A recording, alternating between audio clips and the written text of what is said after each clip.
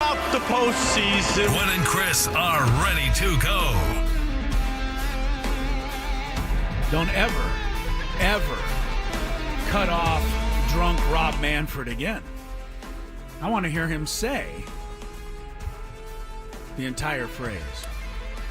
Sometimes, Chris, you just get what you get. You can't cut off drunk Rob Manfred. Welcome into Gwynn and Chris, everybody. 2:01 is the time. We get underway for a Friday. I'm already I do love we're starting with drunk Rob Manfred. I'm already upset with our producer. He's What did I do now? Well, you cut Rob off. You can't cut Rob off. How do you ever expect him to get him on the show? He's never coming on the show. Probably not. But Marty Gorsuch from the Farmers Insurance Open is coming on the show this hour. Not only talk about the rest of the weekend at Torrey Pines, but yes, it became official today. The Genesis will be coming to San Diego as well. So we'll get some more details on that. Lots of golf coming up for all of you golf fans. Of course, this is the weekend of the AFC and NFC championship games. We will get a closer look at the two matchups and our predictions later on in the program. Chris Ello here, Tony Gwynn Jr., and the aforementioned Mr. Scraby on San Diego's number one sports station, 97.3 The Fan. Hi, guys. And best thoughts before we get too far into it to everybody, all our friends down in the South Bay. The fires there last night displaced quite a few people. I got a note today from our Referees Association, but I guess every South Bay High School basketball game has been canceled tonight, home and away. So everybody, hang in there. We're thinking about you, and everybody else help those folks down in South Bay. Yeah. This fire season could not be over soon enough, and I have heard that we are expecting rain in the forecast. I never root that hard for rain, but this would be a good time for everybody to do their best rain dance. Yeah, so that we can get some of that. Pretty high percentage tomorrow and Sunday. So yeah, let's have it both days and all day, and let's have it pour and try to get some of that moisten the air and the ground. So anyway, we're thinking about all you folks down in the South Bay. Hopefully, we can provide a little bit of a distraction for you here over the next 4 hours. Jerks and Profar has spoken, and that was the big news, of course, as you know, yesterday, that Profar, it's not fair. I think the people here feel like he spurned the Padres. No. I don't think so. Oh, you don't think some people feel that way? I think some people might feel I don't know if people feel that way or not, but I highly doubt it. That's what I'm saying. It's not true. That's what I don't agree with that sentiment. But I think a lot of people were thinking, or maybe they were just hoping, that he would, end up coming back to San Diego. That the fact that he's not coming back to San Diego is him, in a way, spurning, us and the fan base here. And I again, nothing could be further from the truth. But Profar got the 3-year, the bag, as Tony said, $42 million. And he was introduced in Atlanta today. And he had some interesting comments about why he chose the Braves and perhaps even why he didn't choose the Padres. And we'll just let Jerkson say it. You mentioned the Braves in San Diego. When did it become apparent to you that maybe you wouldn't return to the Padres, and you kind of fielded the interest from some of the other teams? Obviously the Padres have some issue with the ownership on all that, and it was difficult to go back, but Alex showed a lot of interest in me, and I love that. He gave me a lot of confidence, to come to a team and to perform, when people I'm sorry. If you didn't understand the very beginning, a little tough to understand him. He's from he's on Zoom too. Curacao, and he's on a Zoom call. So he does have a bit of an accent. So if you didn't hear what he said, what he basically said about the question that was asked him about the Padres was that they're having some issues with their ownership situation, which is factual. But maybe it does lead us down the road to thinking what a lot of people probably have been thinking, that perhaps this current ownership snafu, whatever you want to call it, the lawsuits with the ownership situation, is at least on the minds of some of these players out there, Tony. And, I don't know what else you can do about it. It is what it is right now. Yeah, man. I mean, listen, if we're being honest, you look at Sasaki's comments. Right. He kind of hinted toward it a little bit. You couple that with Profar's comments. And this is something I mentioned way back when the lawsuit first appeared. Right. Giving you my experience when I was in Los Angeles. You said this exact thing. You really did. That it can doesn't mean it will. Right. But you didn't say it as a warning. Right. You said it as a something that you had been a part of. Right. And at least from those two guys' comments, it would appear that at least it's having some type of effect on what's going on. Right. He didn't say he chose the Braves because of the ownership situation. He just said, when I thought about San Diego, they're having some issues with their ownership situation. Right. So clearly it crossed his mind, and it's understandable. So, look, A.J. Preller is going to have to be very creative here, and he's had to be very creative before. So that's the good news. He's pretty good at being creative. And he still has a couple of months to sort this out and figure it out. Here's the tough part, right? AJ is tremendously creative, right?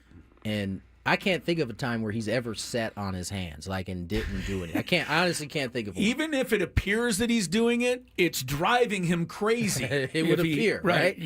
But the tough part is, I don't know that every year or the years you need it, is there a deal out there like a Luis Ariz where a team is desperate to get rid of a guy, they're even willing to pay his contract or most of it. That's how we got Ariz in the first place. We really couldn't have afforded him if it was just, okay, we'll trade him to you, but you pick up his salary. Right.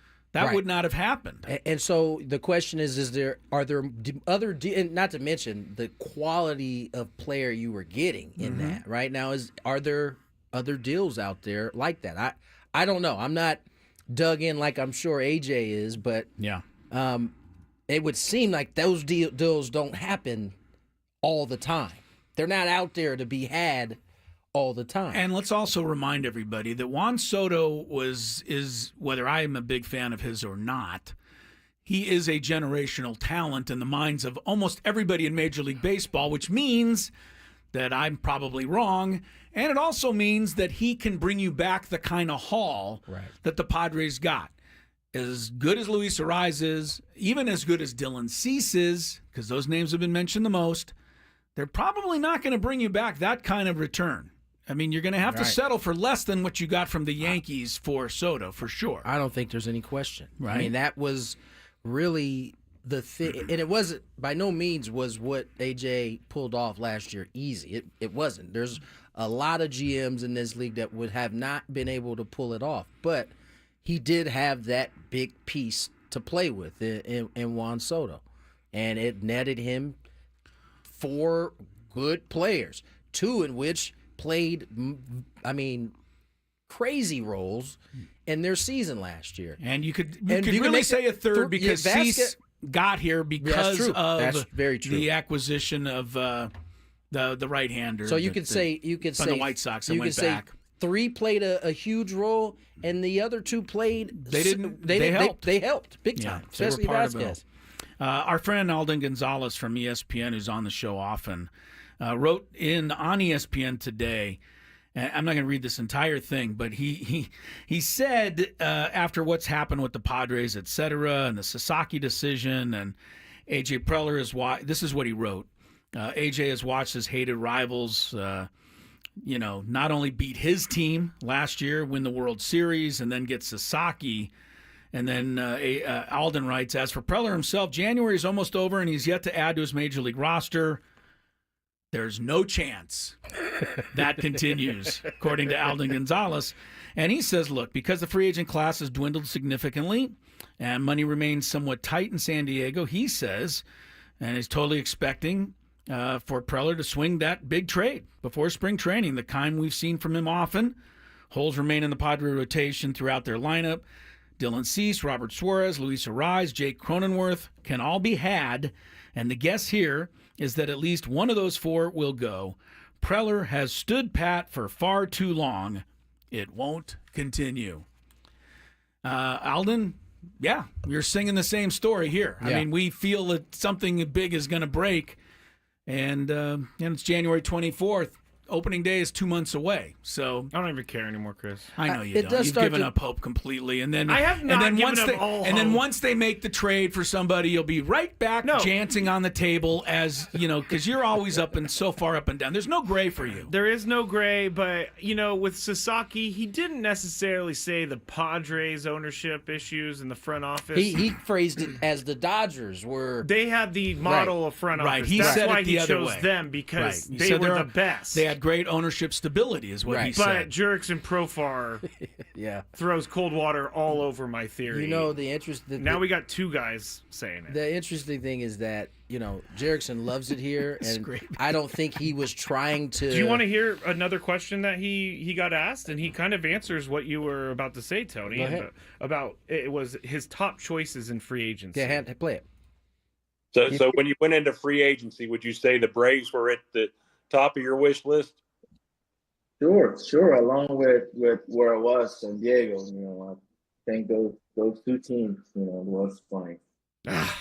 Yeah, those two teams, No! Braves. That was that's And where I was in that's San Jerickson Diego. being very diplomatic. He probably would have said no. You guys weren't at the top. The Padres were at the top. Right, But, But now he's in Atlanta. He better put them on the list. Exactly. Jerickson is no dummy. All right, we're underway. We'll let some of that sink in for you here. We'll chat more about it. But, this ownership situation is going to make it a bigger challenge for the Padres to get where they want to go this offseason. And so far, where they've gone is pretty much nowhere. Gwynn and Chris, we are headed towards 6 you're o'clock. painting this into a bright picture. Sorry, I'm trying to No, you're matching what people are feeling. reach your level of disappointment, Scrabe. We got a lot to get done. We'll run some of that down when we return, but glad you're with us. It is finally a Friday on 97.3 The Fan.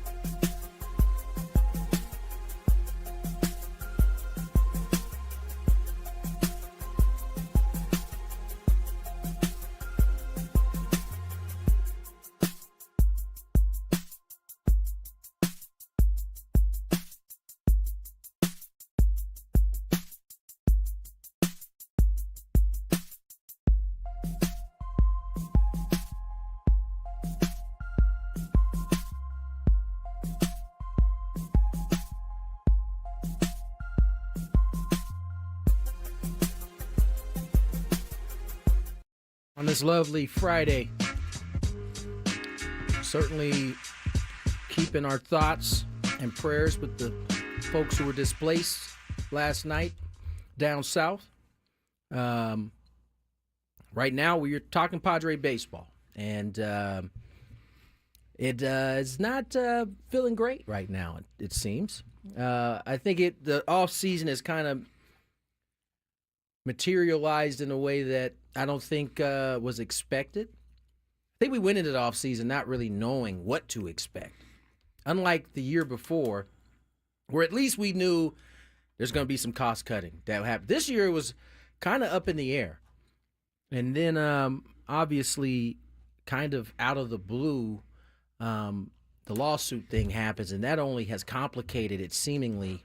Right. The offseason for the Padres. And then Sasaki's comments, now today Profar's comments make you believe that is the case. The arrow is certainly pointing in that direction right now. Buster Olney has his top 5 improved teams in baseball this offseason.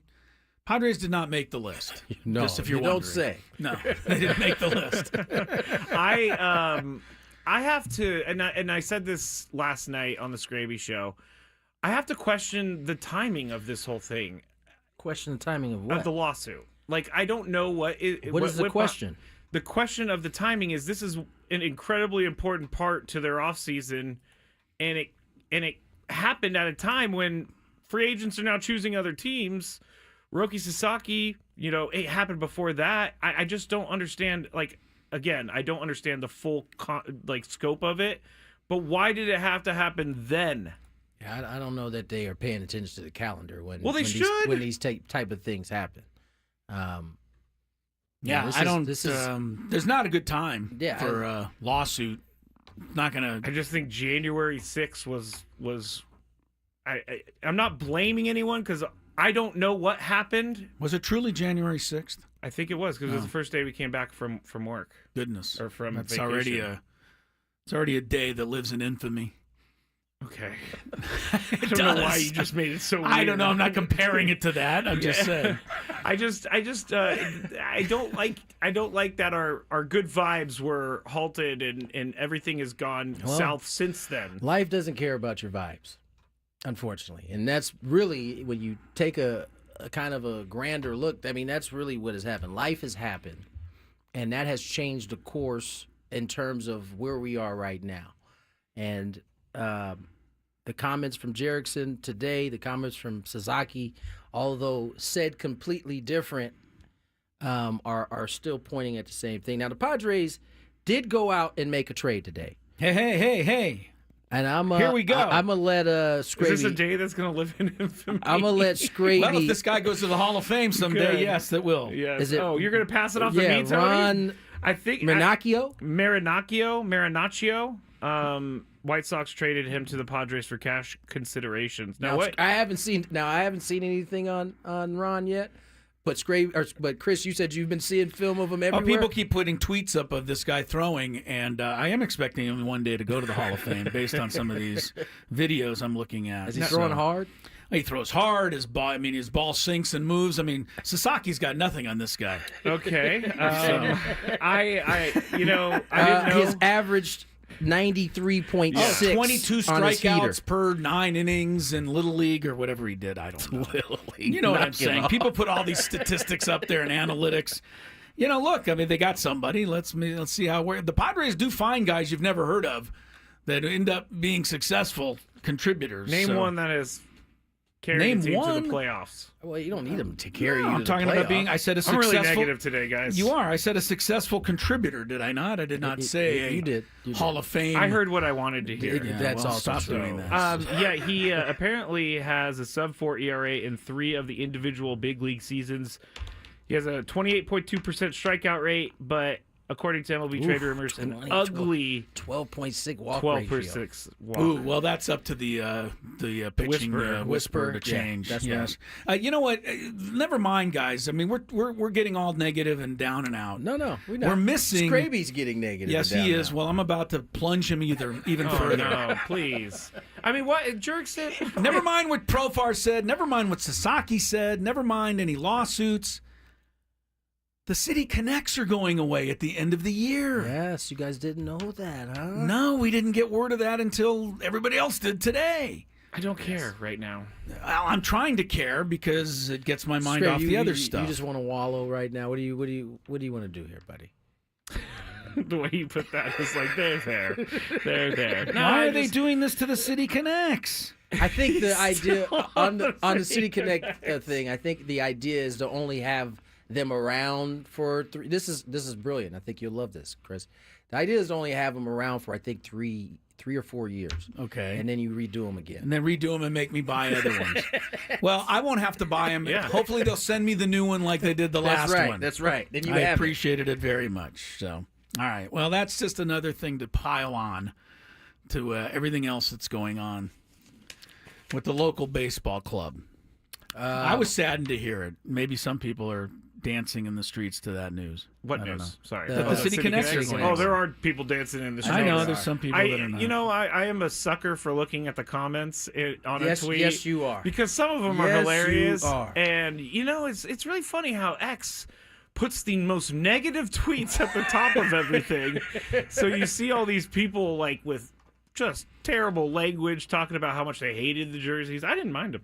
I think most people loved I think them. most people liked them. Most people loved them. I'm going to stick with There stick are with that. people that certainly didn't like them from the jump. And How many that- thousands of them were worn every night at every game? A right? lot. And in even parks on around the days, country. even on days where they weren't actually wearing That's that what I jersey mean. too. Yeah, that's what I mean. It's So, just a nice color scheme. I thought they were. I'm I interested liked to them. see. Well, we're a little ways down the line. We got another 2026 is when we'll get to see whatever new. So my next design. jersey number will be 26. Yes, that's right. right. Now I have a 22 22 for the 22. first round of City Connects. I know. I'm already like making it automatic that the Padres will send me one. They are going to shouldn't send do us that. one, Chris. They should send us All one. right. Did you well, guys so see say. the new details on the MLB robo umps coming to spring they're getting training? Are they going to be in spring training this year? Yes, sir. The Robo Umps will be debuting in spring training. I am, you know what? I'm done complaining about. We need to stop calling them robo umps because it gives the wrong picture. It makes of what, it sound like CP3O is running out there calling balls and strikes. strike one. Yes, that's not actually going to be the way it is. This is the challenge system that Yes. many of you guys have heard about that they've been using in the minor leagues for a couple years. I think it'll take a little bit, and then I'm going to like it. I Everything else I That's- hated, and I ended up liking it after a little bit. So I'm going to go ahead and have that attitude this time. I'm going to go down to stadium at some point next week. That's the thing I'm going to ask Mike. Like, what? Mike Winters? Mike Schultz. Oh, Mike Schultz. Oh, sorry. Will there I be? thought you were- Will I there was be thinking a of umpires. Is there a strategy? What will be the strategy behind using now spring training? These games don't necessarily matter. Seems like but- top of the second inning, nobody on base, But you only- one out, and it's ball one. You're like, get out of here. That probably not the time to argue. Right, like who's going to be the decider, right? Well, 'Cause I'm sure there's going to be you batters. don't get one challenge per at bat. No, it's What two do you for get? the game. What? Yeah, The whole game? How I read it. So if Fernando leads off in the top of the first inning, challenges the first pitch, challenges the second pitch, that's it. That's it. It's a wrap. Everybody else in the dugout will be, what are you doing? And so that's what I'm saying. Like, Right, how you gonna you're do not it? going to be able to leave that to the player because the players will. You won't have one by They, the they time. tap their helmet, right? Right. So Anthony Richardson would be great at this. Anthony Richardson. Colts quarterback. But That was hilarious. I'm trying to be happy. Did you guys see the giveaways that the Padres are doing and the conspiracies behind them? Well, I know Luis Arise bobblehead's being given away in September, right? Yes, and So people he has are a thinking sponsor. that means something. He has a sponsor. Guess what? The Dylan Cease bobblehead is being given out after the trade deadline, but has no sponsor. Okay, well, that's really, Everybody else has a sponsor. interesting. It is. Scrape. I mean, that could tell you something that they Doesn't might tell me move anything. him. Doesn't tell me anything. They've traded people who are bobbleheaded people who get traded before in baseball. This is nothing new. I think it happened last year. Somebody had a bobblehead night that they got traded on. Yeah, I don't see any connection there. Good try. No, there's definitely Good try. because everything else has a sponsor. They're leaving it open so that they can take it off of the board. Yes. By the way, I was correct. Each team will start a game with 2 challenges. It can The whole issue game. to umpire. Wow. I think you got to go at least 7th inning before you even think We're not about even it. using them unless it is like a big time Bases play. loaded, Yeah. 2 outs, 3-2 count, and they mess it up. Then you got to challenge that. Fair enough. All right, let's get to break. Okay. We changed gears. we move to the Farmers Insurance Open, which is That'll make me happy. will that make you happy? Yeah, I think so. All right. Well, if you didn't catch the news, the Genesis is also going to be here. We'll talk about that all on the other side. More Gwynn and Chris when we return.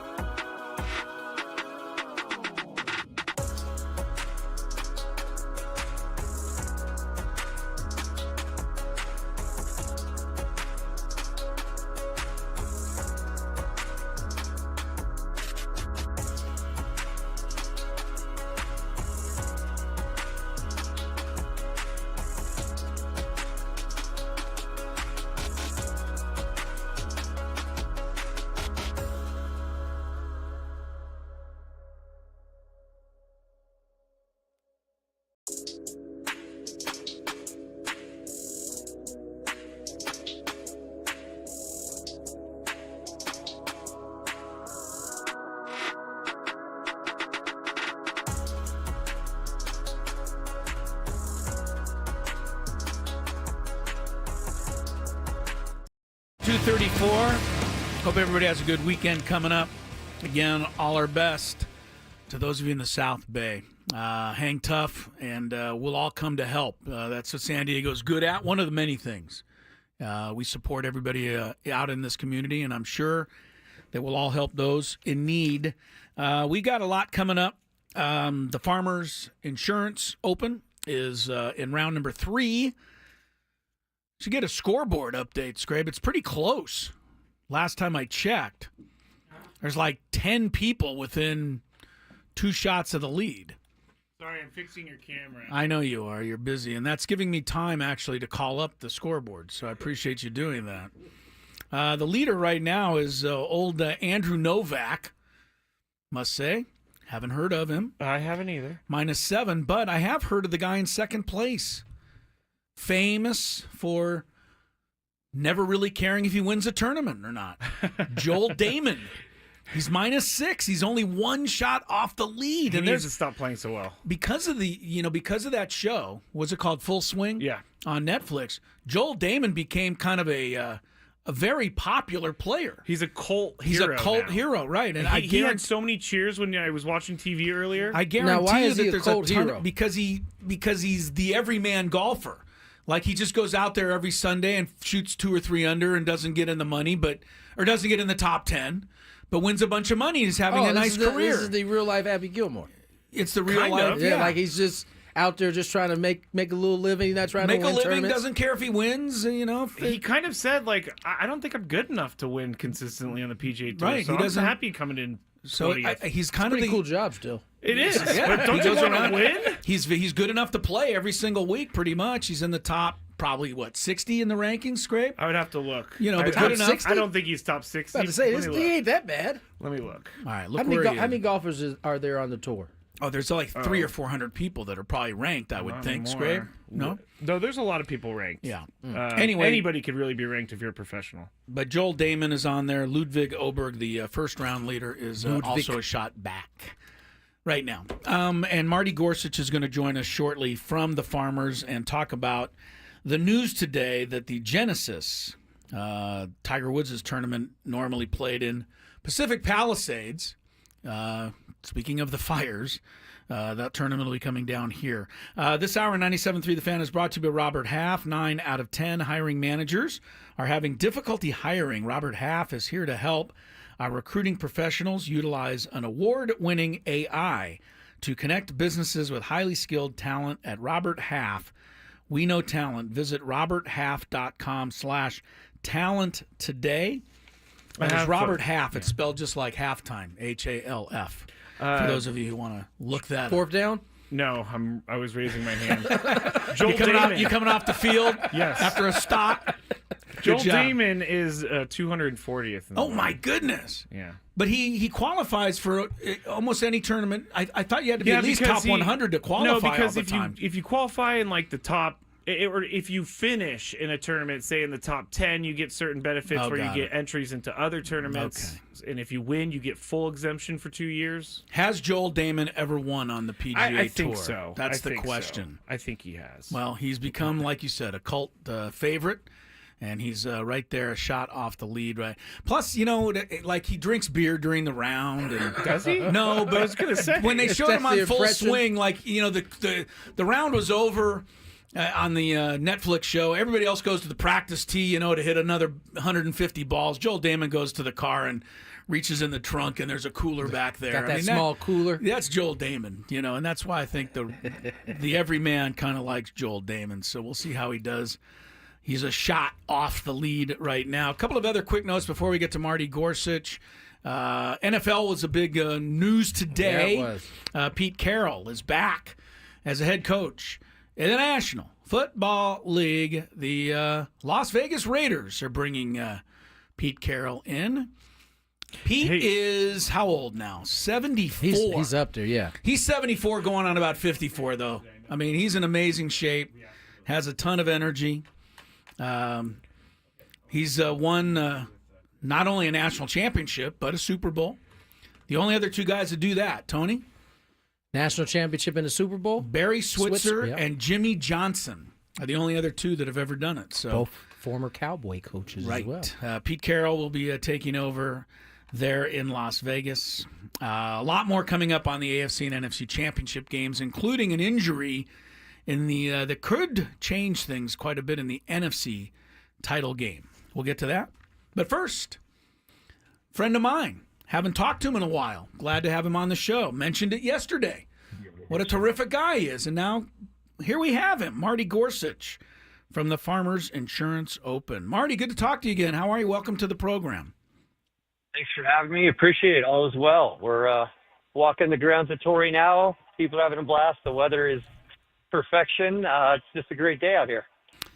Tell us how the news kind of got finalized that the Genesis is coming to San Diego. I know, and then I want to talk more about your tournament currently in a moment, but I heard you interviewed or saw you interviewed earlier this week, and at that time you said, well, sure, we'd be interested, but nobody's contacted about the Genesis coming to San Diego. So how did this all evolve? Into last week, they were going through different options, and I think initially Torrey wasn't listed because they just know it's a really complex model here. We don't own the golf course. We work with the city on that. We've got a couple of hotels locally we rely on to build out our locker rooms and other things. We don't have a traditional clubhouse. A lot of parking and logistics challenges that we have to factor in, even where we put our TV compound out on the UCSD property. And so based on all that having to happen so quickly, they felt maybe going to a place that was a little more turnkey, despite how amazing Torrey is as a golf course, was more realistic. But they gave us a call. We quickly reached out to our key stakeholders, and to a person, they raised their hand, said, how can we help? We want to support LA. We'll figure it out together. Had a great attitude. So we got in discussions and things moved along quickly. And we announced today that it's coming to San Diego, and we're here to help throw a great Genesis Invitational here 3 weeks after the Farmers Insurance Open. That's a pretty cool kind of peek behind the curtain. I don't think most people think about all the little pieces that have to kind of work, Marty.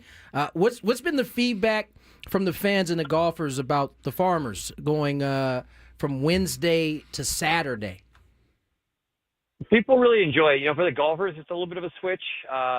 They're used to Sunday going right into the next event. So having a Saturday where they've got a little breathing room is something they appreciate.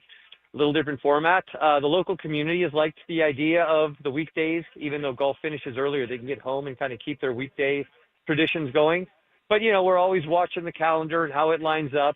The divisional championship games line up differently each year. So this format's great. Over time, we'll see. We could be back Thursday to Sunday. We could stay in this format. I know with even the tour itself, a lot of changes, a lot of things are always looking at. So, stay relatively nimble, but people have really enjoyed and embraced this format. So we're here for it as long as we've got it. Marty Gorsuch from the Farmers Insurance Open, and also coming to Torrey Pines now, the Genesis in 3 weeks. Marty, how would you categorize where the Farmers Insurance Open kind of fits here in the San Diego sports landscape? I mean, for all the years I've been in San Diego, this has been a great way to kick off every new year. The calendar turns to the new year. People start talking about the Farmers Insurance Open and golf and the pros coming to San Diego. I mean, this is something I don't think we can do without. Yeah, I think we've got this town that has so many amazing features. And as we get into the spring and the summer and the fall with the guaranteed great weather, it's just pumping, right? We've got the racetrack and the Padres and on and on with all the different sports or one-off events that go on. And that first quarter of the year, coming out of the holidays, we've all had our family togetherness. And there's not as much stuff in that kind of, January, February, March timeframe. And then we've got this, big chance to show off our city really to the world with that international broadcast. It's something that people really rally around, whether they come out and experience it themselves or they stay home, or frankly, they've got friends and family reaching out from other places, watching the blimp shots of the gliders and the cliffs and the sunshine, wishing that they were in San Diego instead of wherever else in the country they're dealing with the snow that they've got on their front yard. Marty Gorsuch joins us, Farmers Insurance Open. And Marty, the field has changed over time. It's looked different seemingly the last couple of years. How would you describe this year's field at the Farmers? Well, the field is always kind of tied to parity in the sport. And there's a lot of good young stars and a lot of rising young guys on their way to being stars. So sometimes you see names or something in your field that you don't recognize, and you might assume that, they're not as impactful. But we've had a lot of first-time winners here who've then gone on to become big-name champions. And so there's a lot of folks on tour right now that are just getting their starts. But if you look at their history so far, they went through college winning tons of tournaments, or they're international guys who just came over here. So while we may know certain names, a lot of these guys are going to be household names really soon. And you don't win at Torrey Pines if you're not a great golfer. Sometimes these first-time winners or these names we don't know end up, again, becoming household names really quickly after they do win here. Looking at the leaderboard right now, Marty, and I got about, looks like 15, 20 guys within 2 shots of the lead. So tomorrow's going to be amazing. So people are driving around, they're listening to the show, and they're like, I want to go to the tournament tomorrow. Still good, right? Still good, yeah. Saturday, because all of this parking and everything in this business complexes around us open up, we've got room for more folks. So we still have tickets available. We have easy parking, easy rideshare available. You can go to our website, farmersinsuranceopen.com, and get tickets. I tell people all the time, we always think about ingress and egress, those things that make it challenging for you to come. We've got that all figured out. We're going to make it easy for people who come out for the first time or have been many times to come enjoy the weather, the golf, the socializing. Marty, we often, on the outside looking in, hear how difficult the South Course is at Torrey. Do you ever get pushback from the players on how difficult the South Course is? How diabolic you are growing the rough for 11 and a half months, Marty? Come on. I think that's what is one of the big differentiators here. All the other sports, when these guys compete and they go to different places, the field's the same. A football field's the same length and width, right? A basketball court's the same. A tennis court's the same. One great thing about golf is you come out here and everyone's different. And so it allows you to have certain places that are just known to be the toughest. And if you've got that trophy on your wall, it's special. So that's something about Torrey. You dial it up. And while it's tough on the guys, that's kind of where the badge of honor comes from. If you can conquer Torrey and win here, you put that on your shelf, that really means something. I think the other amazing thing about Torrey is it's a public thing that everybody can play on. Yeah. I mean, we can all go out there and pretend we're a pro. That's an incredible experience. One last thing, Marty, because I think we always kind of are almost obliged to ask when we talk golf in San Diego and Torrey Pines. U.S. Open, are we ever is it on the horizon? Where does it stand anywhere? Do we get it back again? I haven't heard anything on that recently. It's a different governing body, the USGA, that runs that event. That's true. I know they do stay in communication with the city on what's possible. And, even the ability to do things like what we're doing here with the Genesis, to be able to scramble quickly and show how a city can rally and throw another great big event, it really helps our visibility to other big major events, including golf events. So I'd like to think even doing this helps keep us on the radar. But I know they also award those many years out. So every year we're out making our case as a city for that. We've got a great tourism authority and Sports San Diego groups doing those efforts as well. So hopefully we can see something along those lines, or a Ryder Cup or something else come along. But until then, we've got the Farmers here every year. Did you just say Ryder Cup? No, Scraby's ears perked up. Wait a minute. I need this to happen now. The Ryder Cup is maybe my favorite golf event all year. The Ryder Cup is special, man. I tell you what, I went and saw it overseas, and I saw it once here. And for all of the cheering for a city or a team, when you're rooting for your country in that setting, man, it's an awesome event. Ooh. Well, wow. Marty, we appreciate the Farmers and everything you guys do, and the city, and congrats for bringing the Genesis here as well. The golf fans are going to be thrilled to have another tournament to go to. On a personal note, I hope I catch up with you soon. It's been too long, and thanks for all your help over the years, and look forward to seeing you soon, my man. Thanks so much. Appreciate it. Come find me. We'll catch up soon. You got it. There he goes, Marty Gorsuch from the Farmers Insurance. Drop that little Easter egg in there, huh? The Ryder Cup.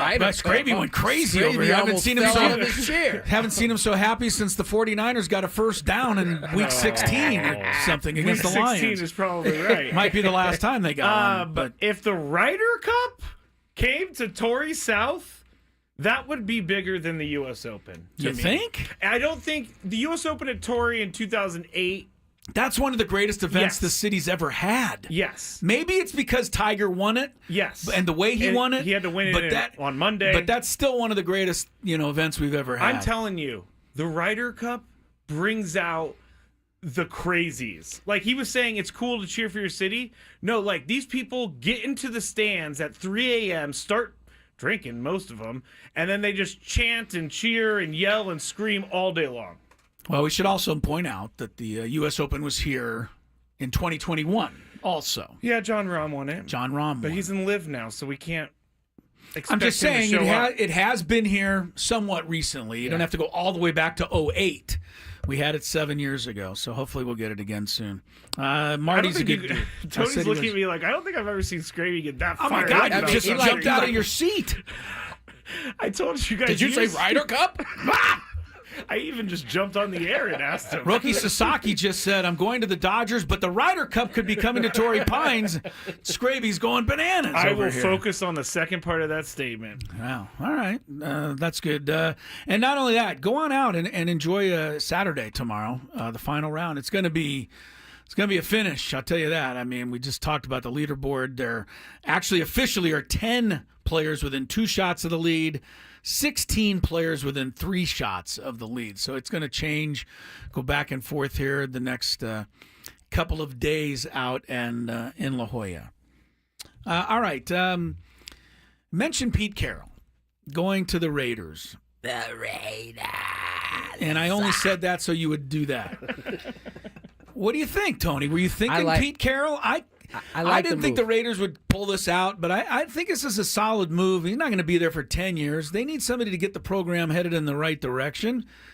He's got the enthusiasm and the energy and the knowledge to do that. I think. Well, he's part owner, so I mean he can't really be fired. But this is Brady's first No, not Brady. Oh, you mean Tom Brady? Okay. Who's part owner of the team, who's said to be really involved with coaches' selections and things of that nature. He was one of the guys. This is clearly something he feels good about, and I think we trust Tom Brady's football mind. And I think, quite frankly, Pete Carroll has the credentials to coach a Raiders team. Now, I think he will be given a lot more range in terms of personnel versus what Antonio Pierce was Right. allowed to work And keep with. in mind, they just hired a first-time GM to work with him, which I think also gives Pete Carroll a little say in what's going on. I think it does. I think it does. And, I think the one thing about Pete Carroll football teams is they're going to have a good defense. That's where it's going to be built around. They're going to run the football. So it'll be interesting to see because, they're one of the teams. This quarterback, they don't have one. Then they got a relatively early pick. Russell Wilson. I heard that name pop up. I don't know that Pete Carroll's going to go anywhere with Russ. The way that ended, I don't know that Russ wants to go back there. Yeah, I don't think so either. But we'll see. But to answer your question, Chris, I think it's a good move for the Raiders. You see the NL West. You see the AFC West coaching staff tree. Yeah, Sean Payton's a distant fourth now. Yeah, well, where Jim he belongs. Harbaugh.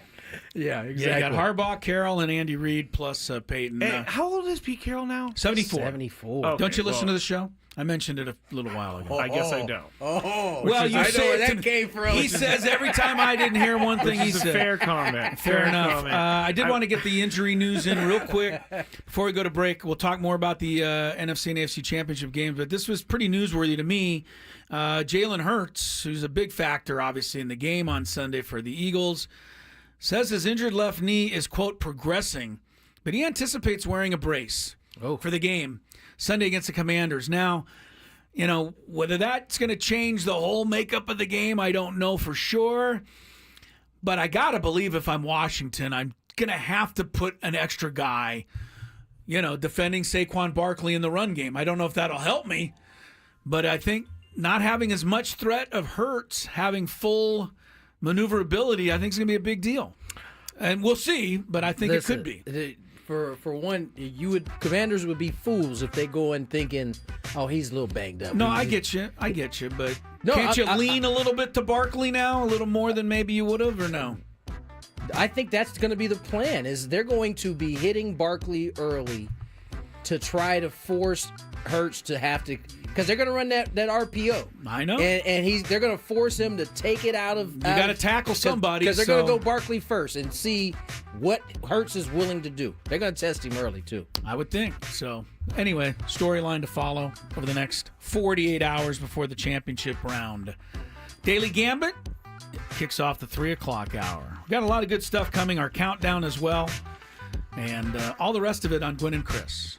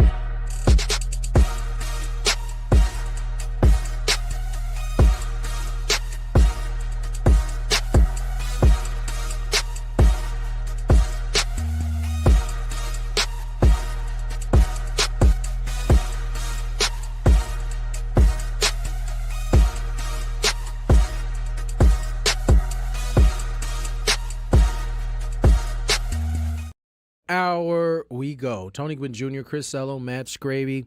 We start this segment off with some very Costanza-like issue for Mr. Matt Scraby. I told you to leave this off the air. Yeah, no, we're going to bring it on there. This is why I don't tell these guys anything. So I'm sure many of you guys were watching our show on YouTube or listening as Scraby began to pat himself on the back. And he actually was reaching around with his right He did arm, it.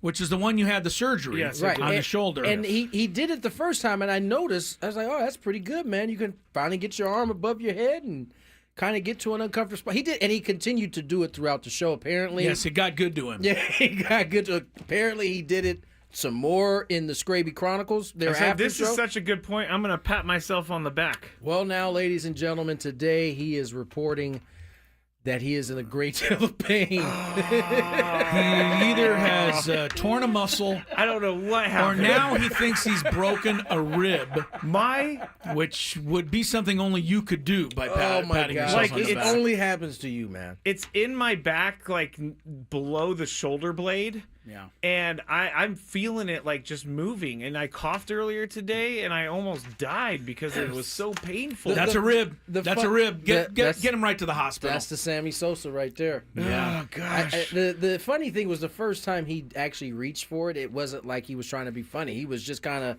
I think he was scratching his back.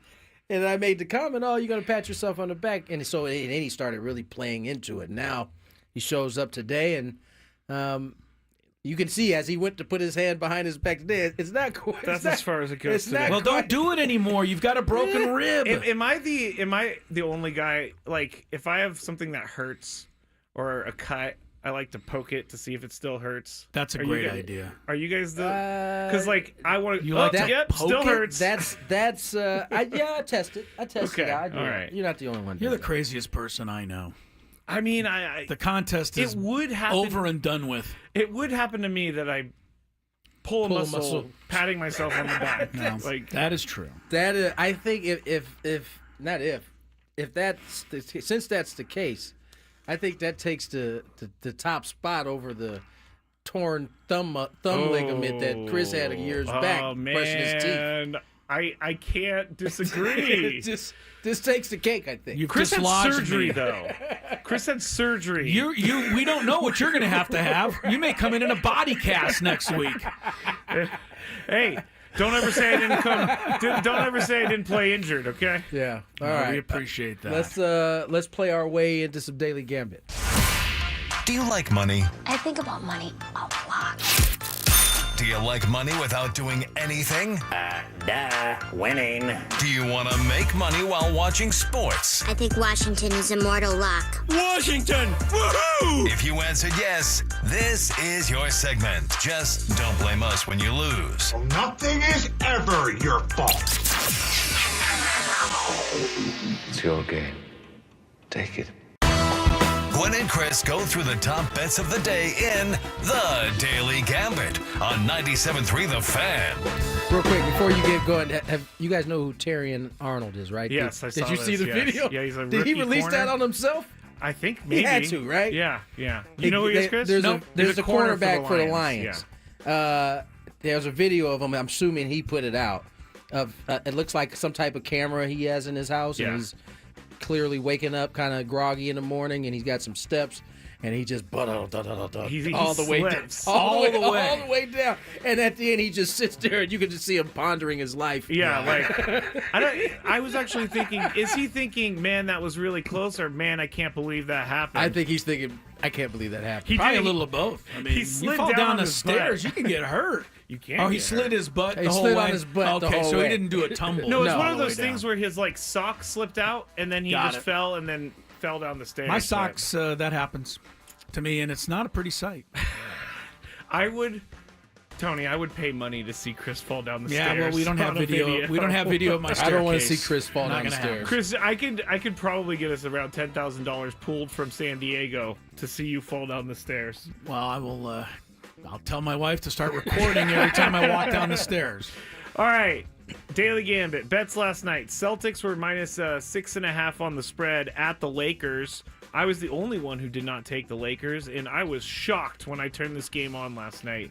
Lakers crushed the Celtics, 117-96. Worst loss for the Celtics all year. Tony Gwynn Jr. Enjoy it all. Oh, it was so fun. Yeah. It was lovely to turn the TV on and see. I bet. The Lakers just. And they had a good cushion smacking the all Celtics. game, basically. Yes, they did. I enjoyed looking at their coach's face the entire game. Missoula. Oh, yeah, that's even extra sweet for you. They just couldn't come up with something outside the box quote this time, buddy. Yeah, what happened, Missoula? I thought you were a philosopher. You could do anything. Yeah. Then the next game we bet on, Bulls at the Warriors. Warriors minus 1.5 on the spread. And Chris and I chose the Warriors. Tony chose the Bulls. The Bulls got crushed too. Golden State wins 131-106. They're close for a little bit. Right. Do you ever do this? You're following a game on your phone, wherever it is, and you see the score 75-74 Bulls. I'm like, third quarter. I'm like, oh, this will be good. I was at a meeting. I was like, I'm going to get home and watch the tail end of this game on my app that I have so I can sneakily watch into the game. I was looking forward to it. Got home, checked the score before I went to open the app.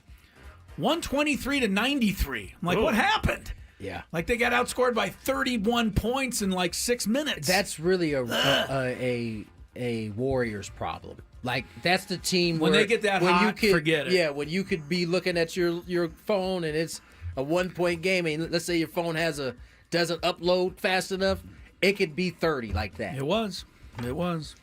Anyway. All right. Next bet was who would score more last night? Paolo Banchero at the Portland Trailblazers or Trae Young at the Raptors? Tony and I chose Mr. Banchero, and Chris chose Trae Young. Mr. Banchero only had 8 points last night, and Trae Young had 18. So Orlando, as a team, scored 79, which is not easy to do this day and age in the NBA. That is true. LeBron James, over under 38.5 points plus rebounds plus assists. Chris went under. Tony and I went over. Didn't expect for it to come this way, but he did go over. He made it. 20 points, 14 rebounds, 6 assists for 40. LeBron total. is still got it. I guess He really so. does, man. He's a savant. I told you this was going to happen, everyone. USF at St. Mary's. St. Mary's minus 10.5 on the spread. I ended up changing my bet, which was dumb because St. Mary's ended up winning handily, 71 to, I think it was actually 71-51. So USF goes down. Last one, Novak Djokovic against Zverev. Very good, Alexander Zverev. Djokovic had to withdraw, I guess, due to injury, and everybody booed him. Yeah, so this is a no bet, unfortunately, for those who picked Zverev. What? Zverev won then? He won 7-6, and then the match ended. I don't think you would be able to receive any money in Vegas on a match that wasn't completed. These sports books are always making Sorry about rules. that. It was really, I'm going to say I watched it. Djokovic went out very unexpectedly. It was weird. They were in the middle of a tiebreaker in the first set, and he had a shot that was up above the net that all he had to do was slam it down, Djokovic, and he hit it into the net. And then the next thing he did, he reached across the net, and Zverev was like, what are you doing? And he shook his hand, which is like, that's it. Game over, match over. And they booed Djokovic as he's going off the court. I got to give Zverev a lot of credit, some class. He definitely He came has on and he back. said, why are you booing this man? He's given everything he's got for 20 years of the sport. And I will say this, Djokovic is as tough of a customer as it comes. So if he was hurt, then I believe he was hurt. Yeah. So I agree. Zverev as much gets as to I go to don't the like fun. him, You don't like him, but you know he's a gamer. Yeah, he's certainly not one to back down from a game at all. So he must have been hurt. He was hurting. All right, so I went 4-1, Tony 3-2, Scraby 2-3. On to today. Got a couple of minutes. Let's go. Which game of the AFC or NFC championship game will have more total points? Which game will have more total points? The spread is 47.5 for both games. I'll start. Okay. I'm going to say the NFC game has more points. I don't see the Eagles stopping the Commanders, and I don't see the Commanders stopping the Eagles. As good as Josh Allen and Mahomes are on the other side. Tony, which game do you think will have more points? AFC championship or NFC? AFC championship. You're going AFC. You're going with Mahomes and Josh Allen. Scraby, which one do you think? My initial thought was exactly what you said, Chris. So All right, NFC for you. All right, here we go. Saquon Barkley, minus 30. Quads. Yeah, minus 35 yards from his total versus the combination of Jaden Daniels and Brian Robinson II for the Commanders. Tony. Barkley's got to beat the combination by 36 or more. I'm going to take Robinson. You're going to go with the Washington guys, okay? The crew. You got them. Scraby? I guess I kind of had to go with them, too. Jaden Daniels could rush for for 80 on his own. Okay. I'm going to go with Washington. I find this strange. Barkley's over-under number for the game himself is 127.5. That's high. That's a ton. That is a ton. But he's been getting 200. I'll take Barkley here. Josh Allen or Jalen Hurts plus 15. Hurts gets 15 yards added to his passing total. Okay. Tony. Oh, no, Scraby, you're first. Josh Allen or Jalen Hurts passing yardage? In this case, I think it's going to be Josh Allen. Josh Allen. I'll go Josh Allen also. Jalen Hurts has got a broken leg. We just found out. This is passing yards, all right? Passing yards, yeah. I'm going to say it's Hurts. Hurts. You get 15 yards added to his total as well. One more. Receiving yardage. Receiving yardage, Travis Kelce versus Terry McLaurin. Ooh. I thought this was a pretty close one. I go first. Kelce is money in the bank in the playoffs, but I'm going to say McLaurin makes a couple big plays and gets more yardage. McLaurin for me. Tony. This is tough. This is a tough one. I'll go Kelce. You'll go Kelce. Scrape? You know, Scary Terry's been really good this year. I'll go McLaurin. McLaurin, he says. One good college basketball game tomorrow. Don't have odds yet for the Aztec-Nevada game, so we do this one. Top-ranked Auburn, minus 6.5 against former number 1 Tennessee. Game is at Auburn. Tony. Tennessee covers. Tennessee cover. Scrape? I will go Tennessee. I will also go with Tennessee. One last one. We got it less than 30 seconds. Can we do it? Women's final at the Australia Open. Sabalenka, minus 4.5 games against the upstart Madison Keys. Scraby. Sabalenka. She's unbeatable, but I got to root for Keys. Tony? Going Keys. Traffic's next, then more Gwynn and Chris. Oh, my gosh. It always comes... Yeah, it got there quick. It did. From the 8-5.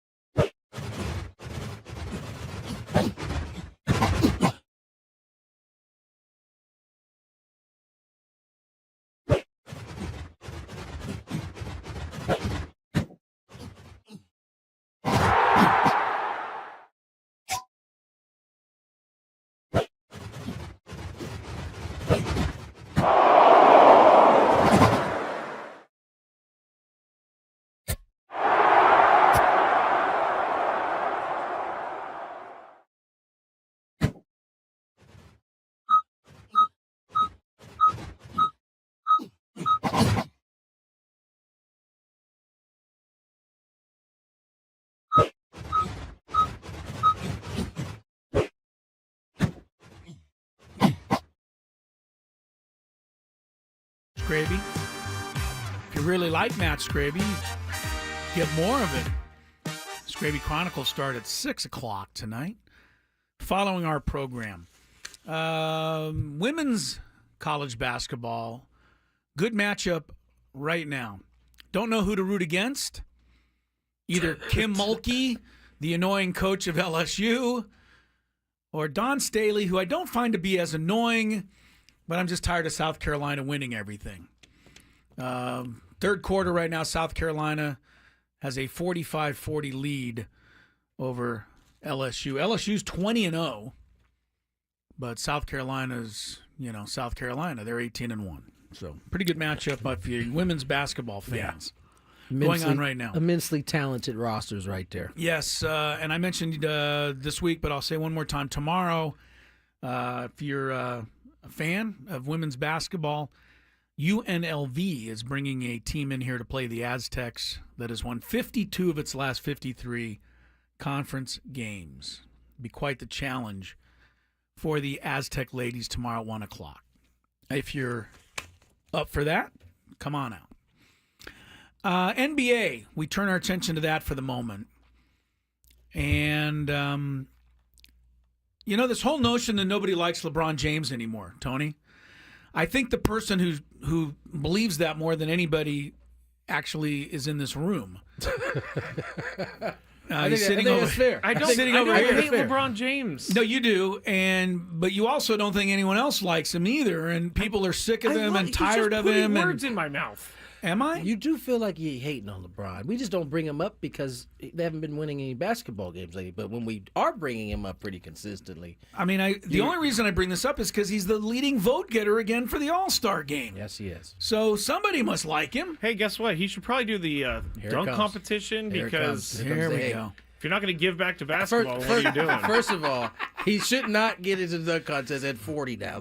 No, I would love to see that. That ship has sailed. He is not getting in the dunk contest. His hair on this picture.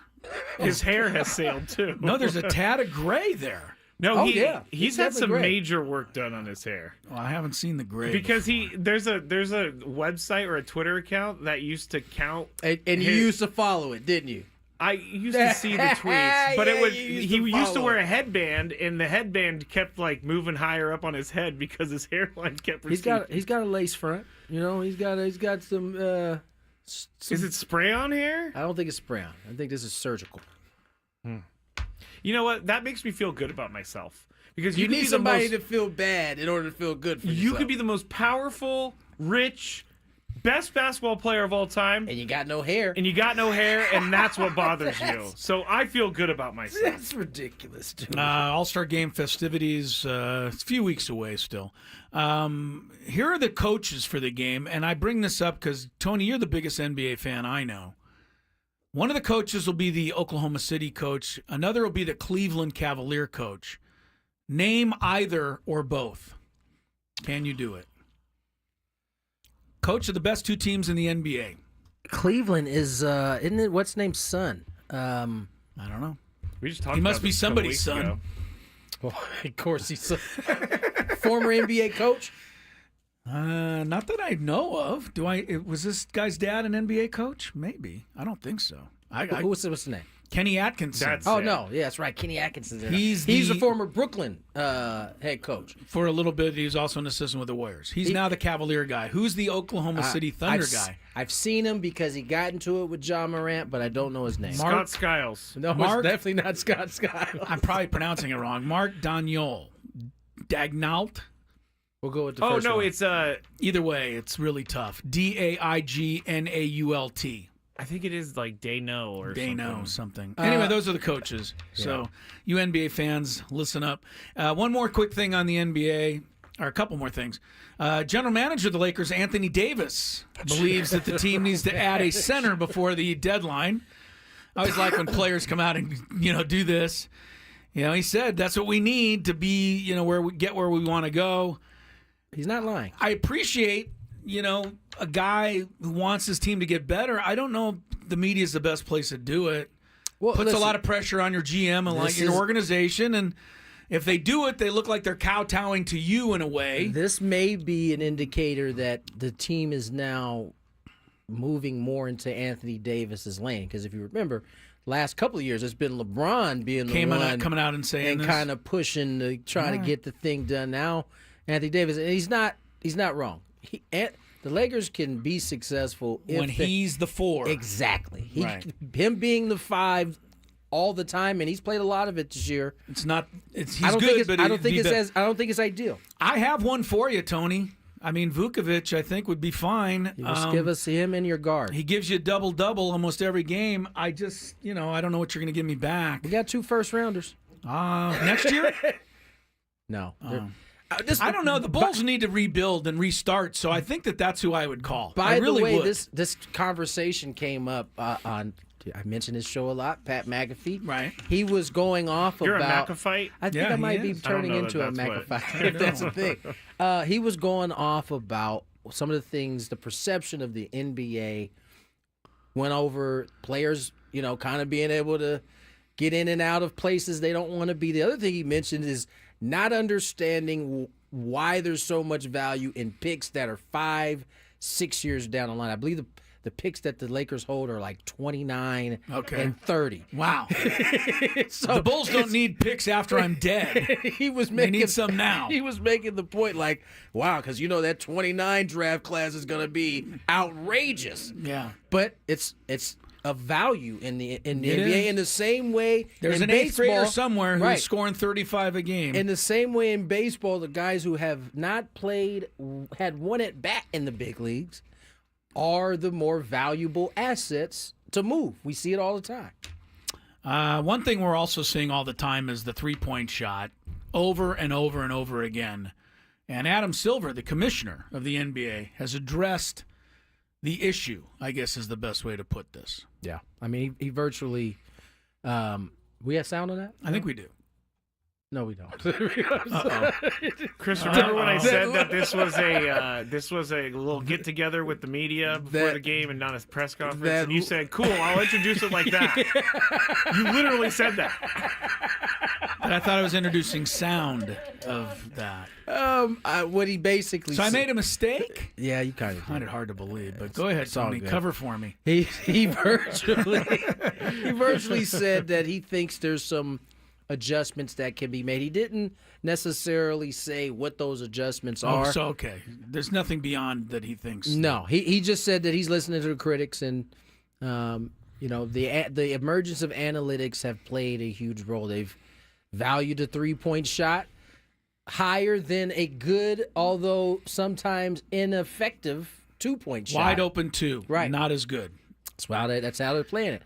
And he made the point that the really great players find that strategy to be awkward versus you got now so many specialists that can just shoot the 3. They can't necessarily do anything else, that it makes for kind of a boring product sometimes. The one suggestion that I've heard over and over again is to take the 3-point line and have it go all the way to the corner, touch the corner of the court, so that you can't shoot a 3 standing along the baseline. Does that make sense? Yes. Right. So you would take away the corner 3. Which, by the way, is already very little room over There's there. There's not a lot of room to begin with. Corner. But right, if you take this 3-point line, move it over to the sideline there'd be no corner 3s. But the critics of that say if you do it, then no one will guard anybody who's standing on the baseline. There'd be no reason to go. They'll let them shoot the 2. The other thing that's been proposed is to make the court bigger. They won't do that because that means they're taking away seats. They're not doing that. All right, and we won't talk about it any further because that means missing Scraby's time deadline to take a break on the Gwynn and Chris program. Jam-packed.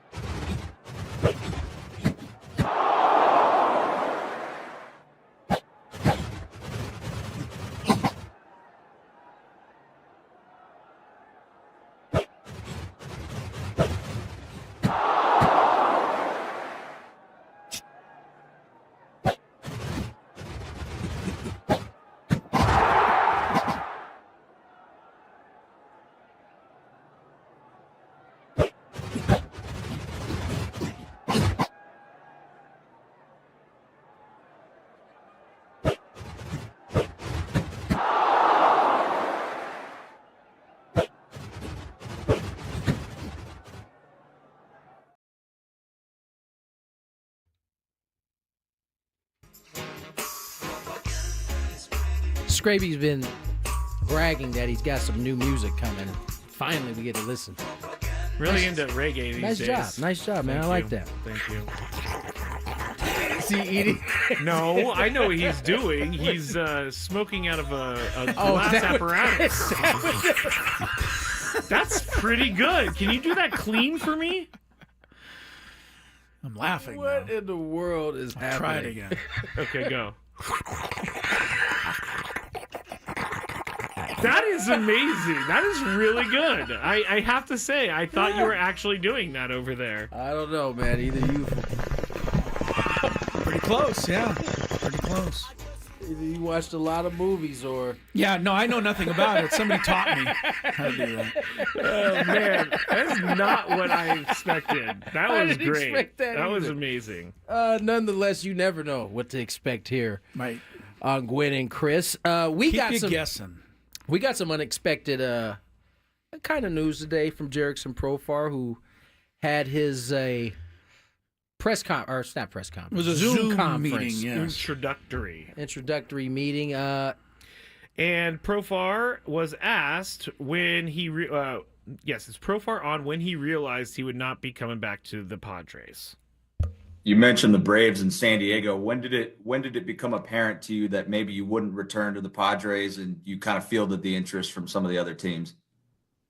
Obviously the Padres have some issue with the ownership on all that, and it was difficult to go back, but Alex showed a lot of interest in me. Yeah, so he's talking about the Braves now. Alex Anthopoulos. He mentioned that the Padres' ownership issues were a key factor. Something he thought of, yes, for sure. He looks sad too. Like sure he doesn't want. He's gonna miss us.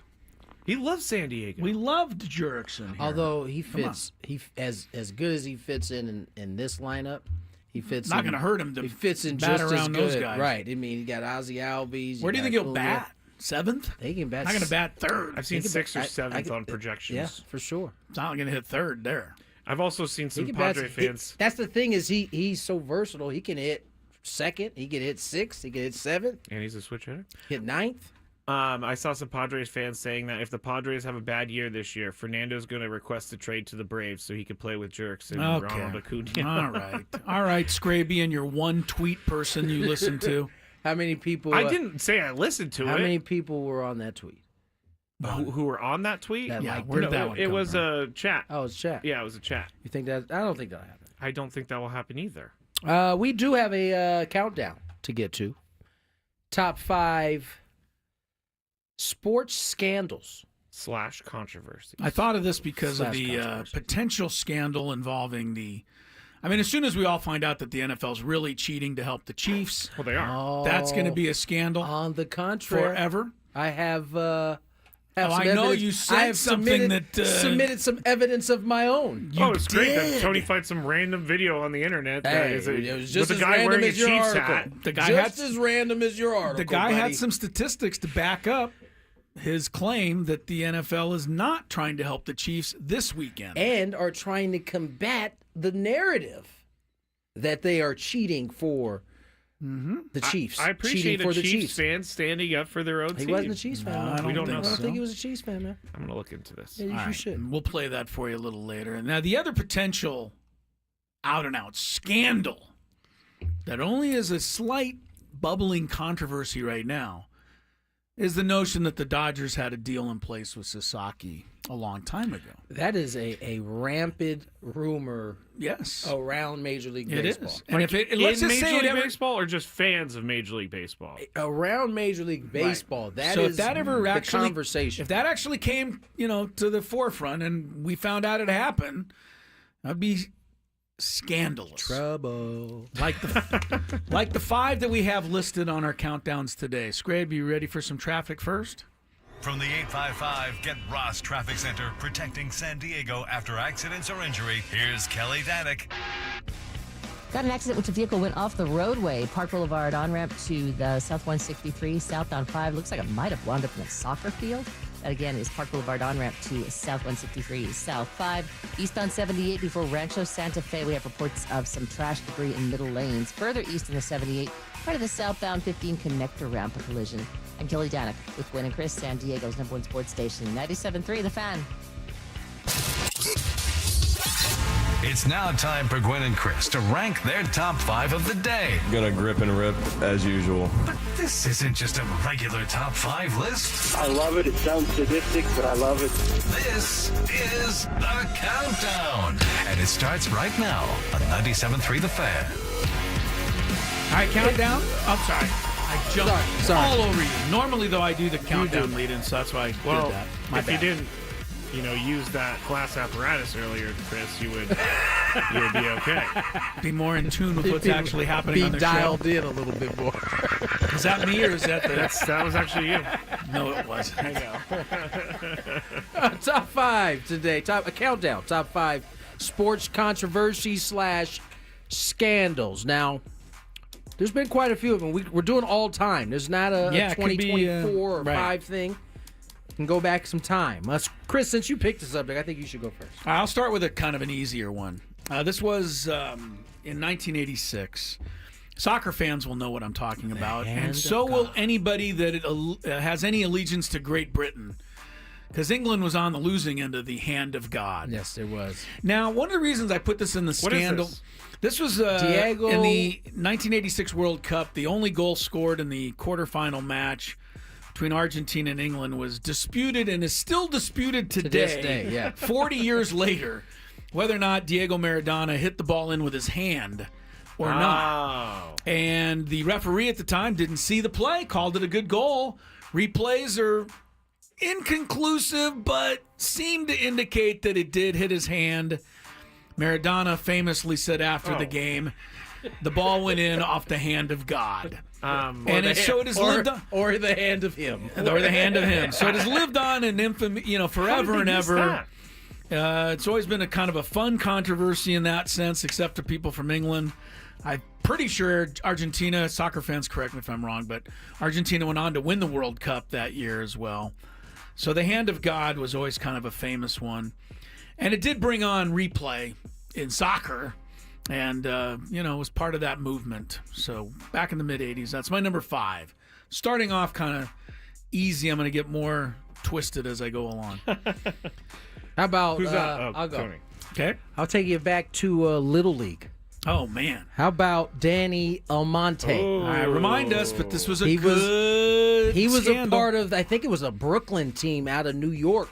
Yes. That ended up winning the whole thing. Oh, he was unhittable. And he was just mowing these kids down. Till we found out he was 25 years old. I think he ended up being like 14 or 15. He was a couple of years older than he was supposed to, he was just blowing these kids away. They had no shot. You know how they do the comparison? This is right around the time it started, where he was throwing basically like 99 from that distance, and those kids had no shot. No shot. This was around the year 2000, 2001 when it happened, and he was 14 years old. Yeah, Danny Almonte he didn't pitch for a team here. He pitched for the Dominican Republic team. Okay, it was Dominican Republic. He's now 37 years of age. I'm looking to see if there's anything. I want to say he played some pro ball. Says he attended an MLB tryout in 2006. Didn't quite get on? Yeah, didn't quite make it. So, that was the high point for Danny Almonte, unfortunately. It probably was worth it then at that point. Maybe so. What you got, Scrape? My number 5 is something that stuck with me for a long time because Tanya Harding and her goon squad going after Nancy Kerrigan was insane to me as a kid. Just incredible. I didn't really understand it, but as I'm getting older, you were a youngster when that was happened. it 94? 1994. So I was 9. And this was the subject of a movie, I, Tanya. Yeah, which I love. A few years ago. Which I love. But this was crazy. I mean, it was ahead of its time in the sense that no one would have ever even thought that if you were in a competition with somebody to make the Olympic Games, that the best way to win that competition would be to go actually try to injure the other person. With a tire iron or something? Oh, it was a complete, her group of idiots. They drew this plan up in the dirt. They were a group of idiots. Yes. Like, all right, you come over here, you come with this. Yeah. It was crazy. And the guy hit her with a tire iron, and Nancy Kerrigan, that is. I just remember her going, why? Yeah. Why me? Yeah. Why me? Yeah. And, the funny thing about it was the authorities, as they were unraveling the case, could not believe how stupid Tanya Harding and everybody was. They were like, are we getting this right? One thing just led to another. It was like the easiest case to solve of all time. Good one. That squad she had was not a great squad. Number 4. Number 4 for me is going to be 2007 Spygate and 2014's Deflategate. Put them together. They're both New England Patriot related. The thing that I find interesting, Belichick was fined $500,000 for Spygate.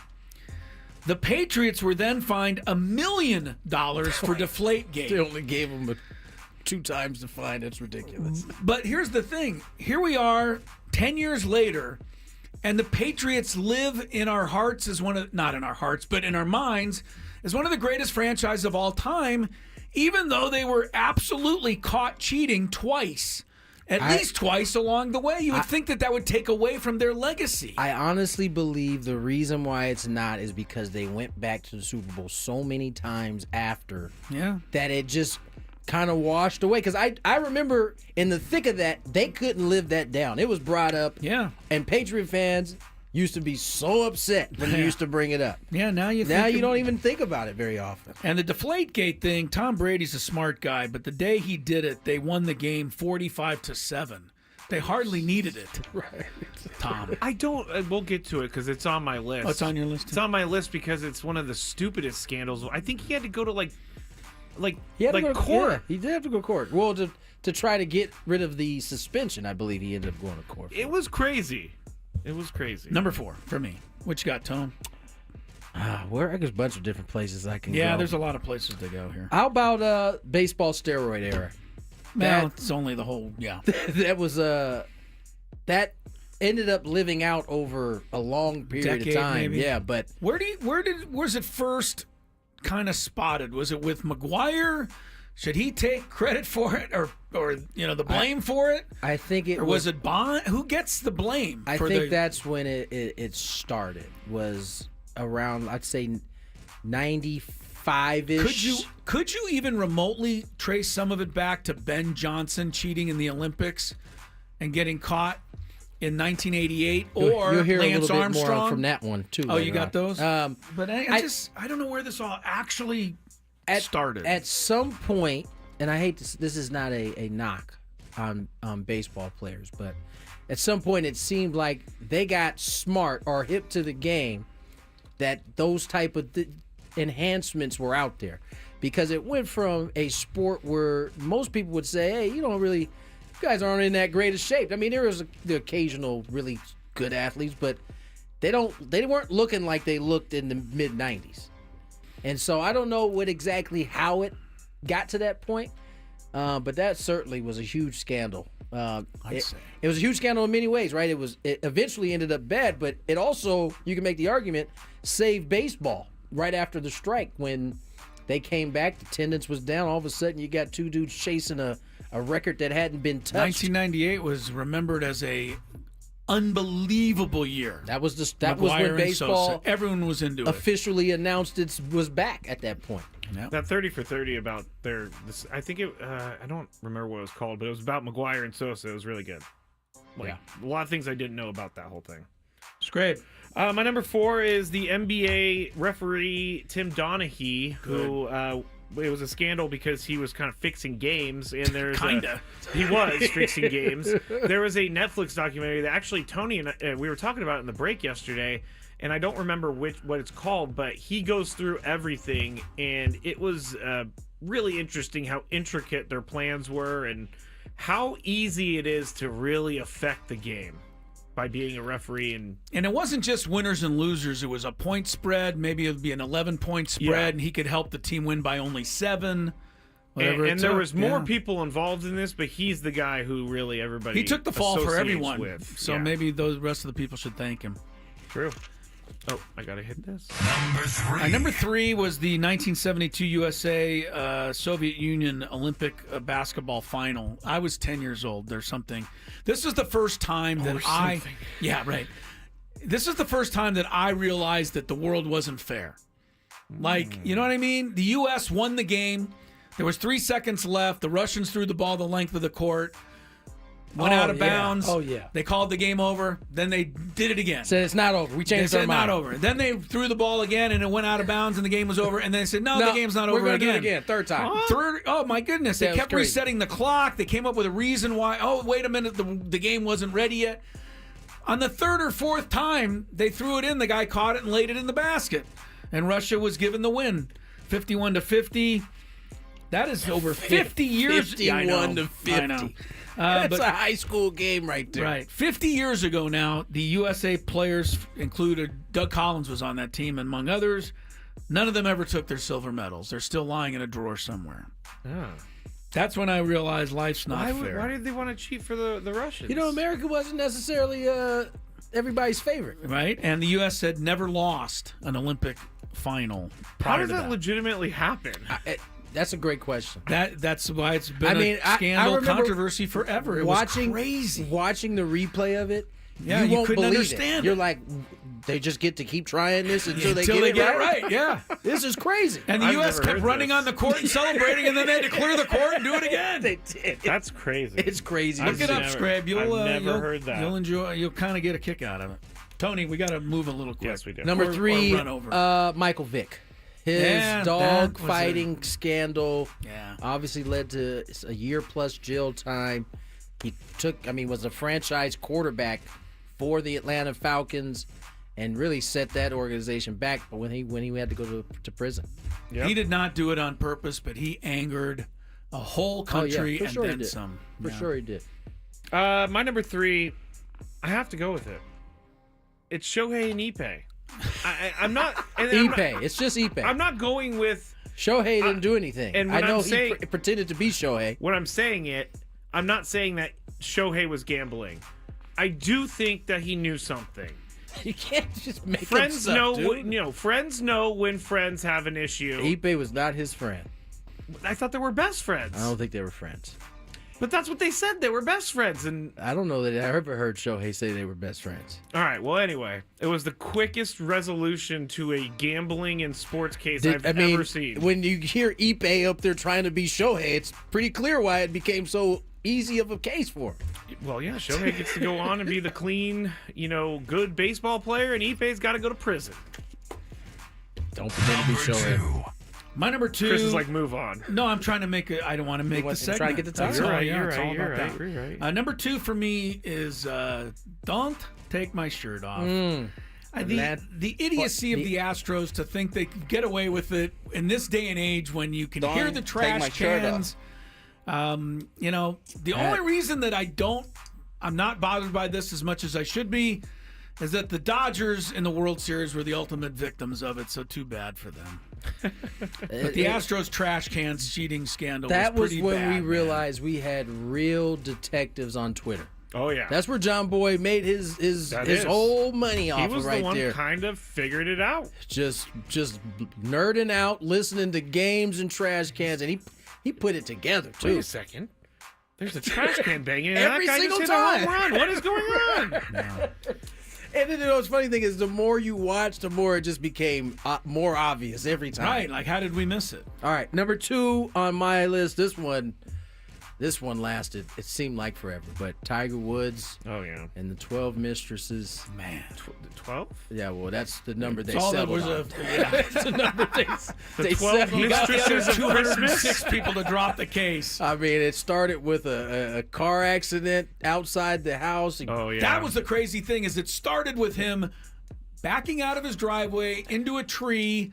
And then maybe his wife tried to help him get out of the car by smashing the window open with a golf club. Yeah, I don't know. And everybody fell for that for at least a week or so. Yeah, she was trying to smash that windshield. I don't know if she was trying to help him out though. I don't think she I don't think she. No, she wasn't, as it turned out. No, she was angry. That happened on Thanksgiving Day, 2009. It's a heck of a Thanksgiving. And it changed the entire way Tiger Woods was thought of forever. Yeah, it was. But he kind of made it back from it. Kinda. That's the key word. You said kinda. Someone saying that. What was it? Anyway, we don't have time for that. I'm sorry. Yeah, you're gonna be the one number that 2, keeps us late. Deflate Gate. I think it's stupid. Let them have the ball inflated, deflated, what they want. I mean, every quarterback could do this, but that was crazy. That whole situation. I went with Tiger Woods as my number 1 because in our lifetimes, I think that was the biggest fall from grace I've ever seen. Sorry, Scrape. Not even close. No, we're Tiger rushing on top. Not even close to the number 1 Oh, thing. you got bigger. What? O.J. Simpson. Okay. Is See, by I didn't know far, if that was actually I just a sports overlooked it because scandal. It wasn't sports. Well, Well, he was a he's kinda sports guy. connected. Yeah, I mean, he it was. wasn't like Tiger Woods was on the course when he was, doing his thing. Yeah, that's true. I guess you're right.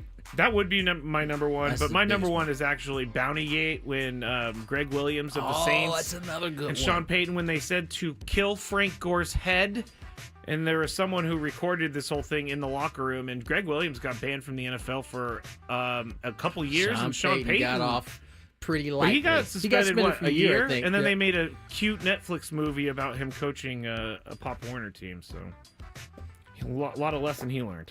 All right. We left a lot of them out. Enjoy looking up some of your own. Chris versus the Fans is next. 833-288-0973.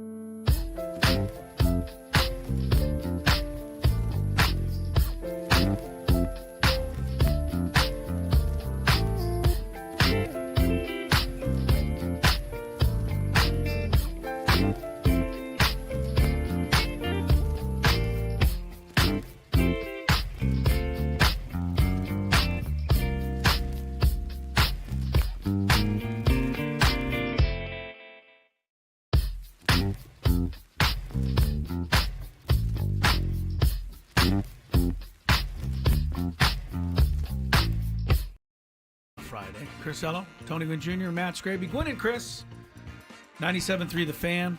Lots of stories to update you on here as we move along in the 4 o'clock hour, including the latest injury news that could affect the NFC Championship game, new head football coach in Las Vegas, and Jerkson Profar meets with the media in Atlanta and has some interesting things to say. We'll touch on all of that, but before we get to that, Scraby would like it if we got underway in today's Chris versus the Fans contest.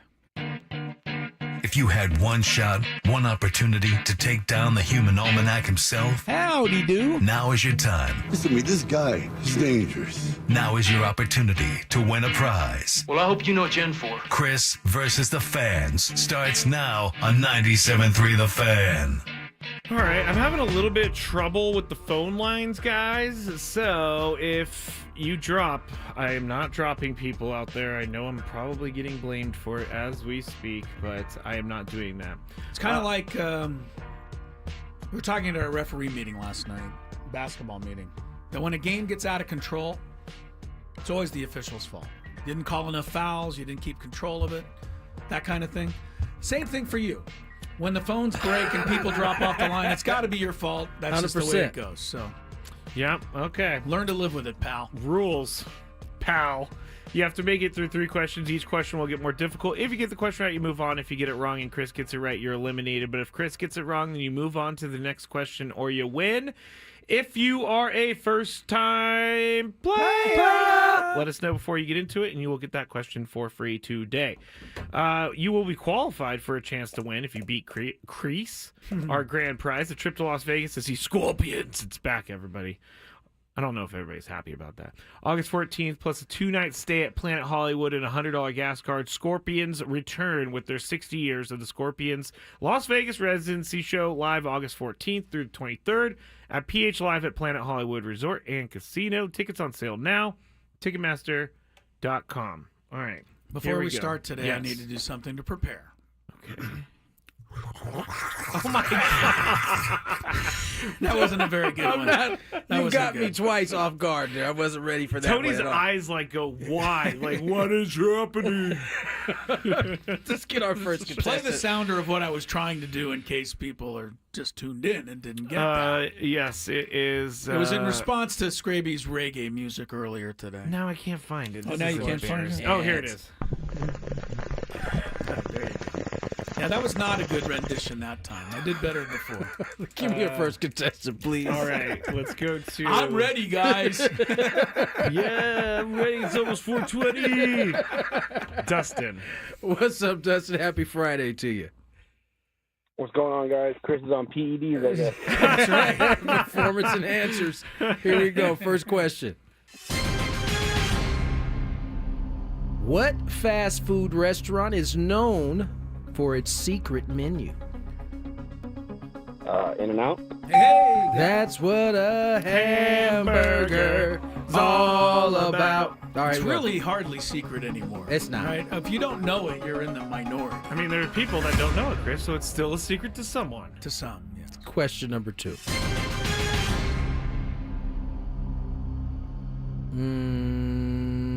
What is the name of the Ohio State starting quarterback?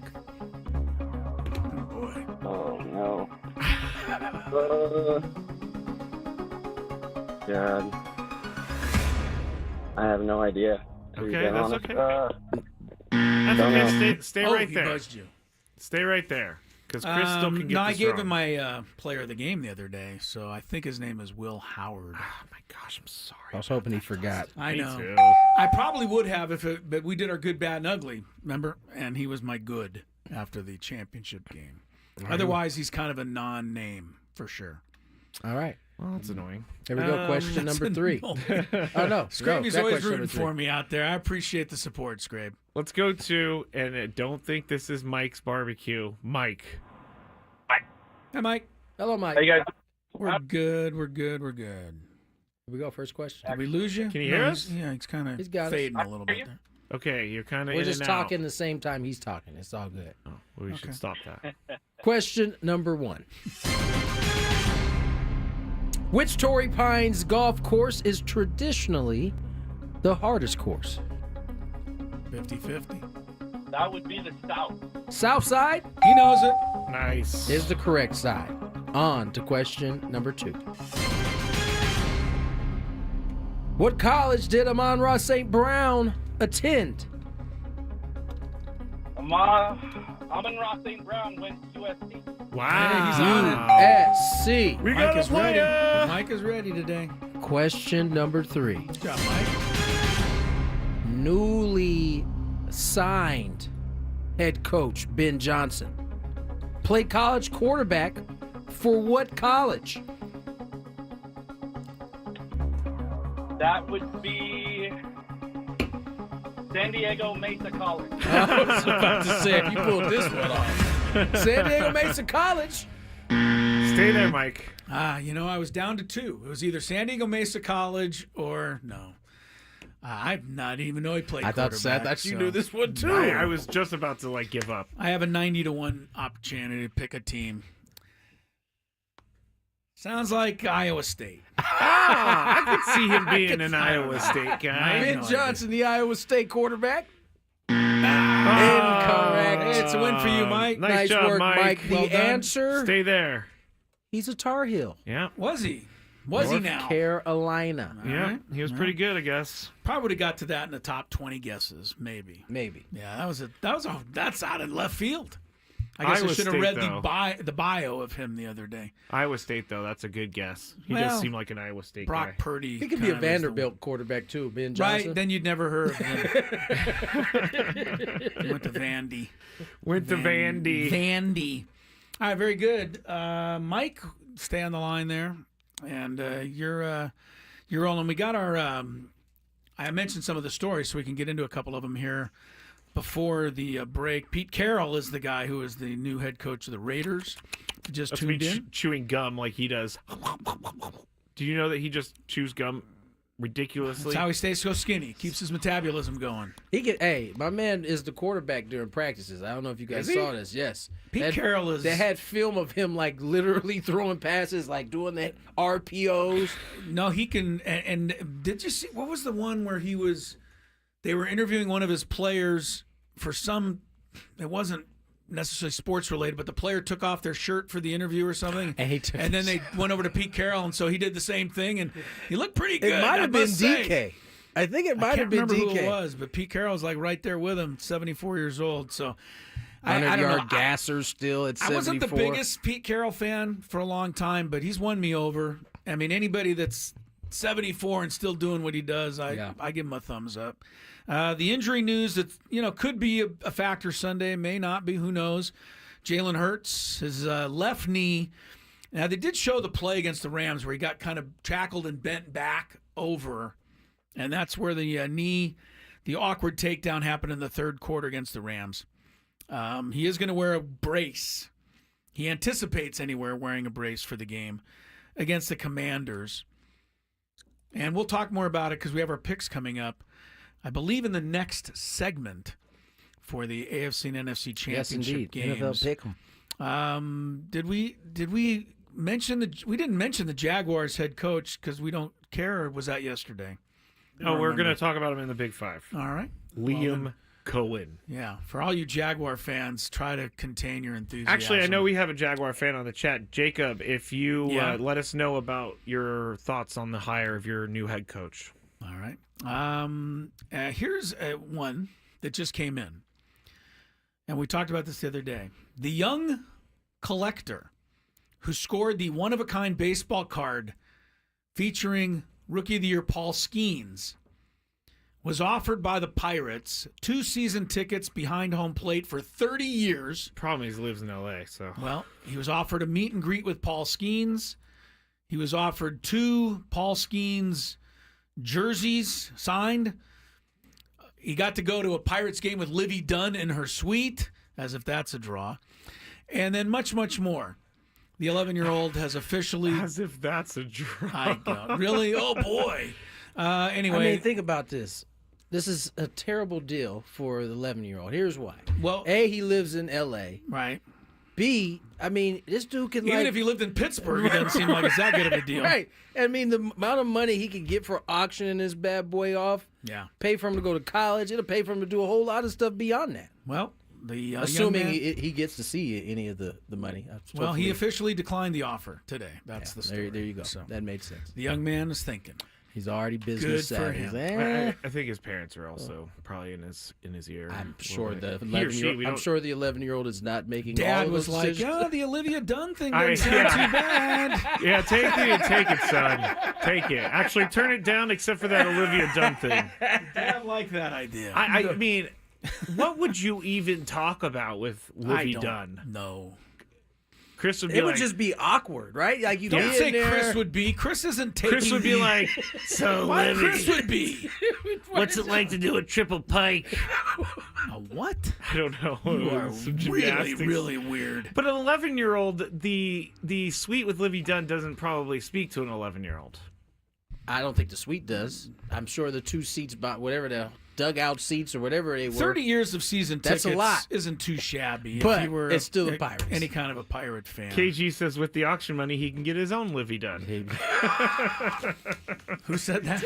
KG.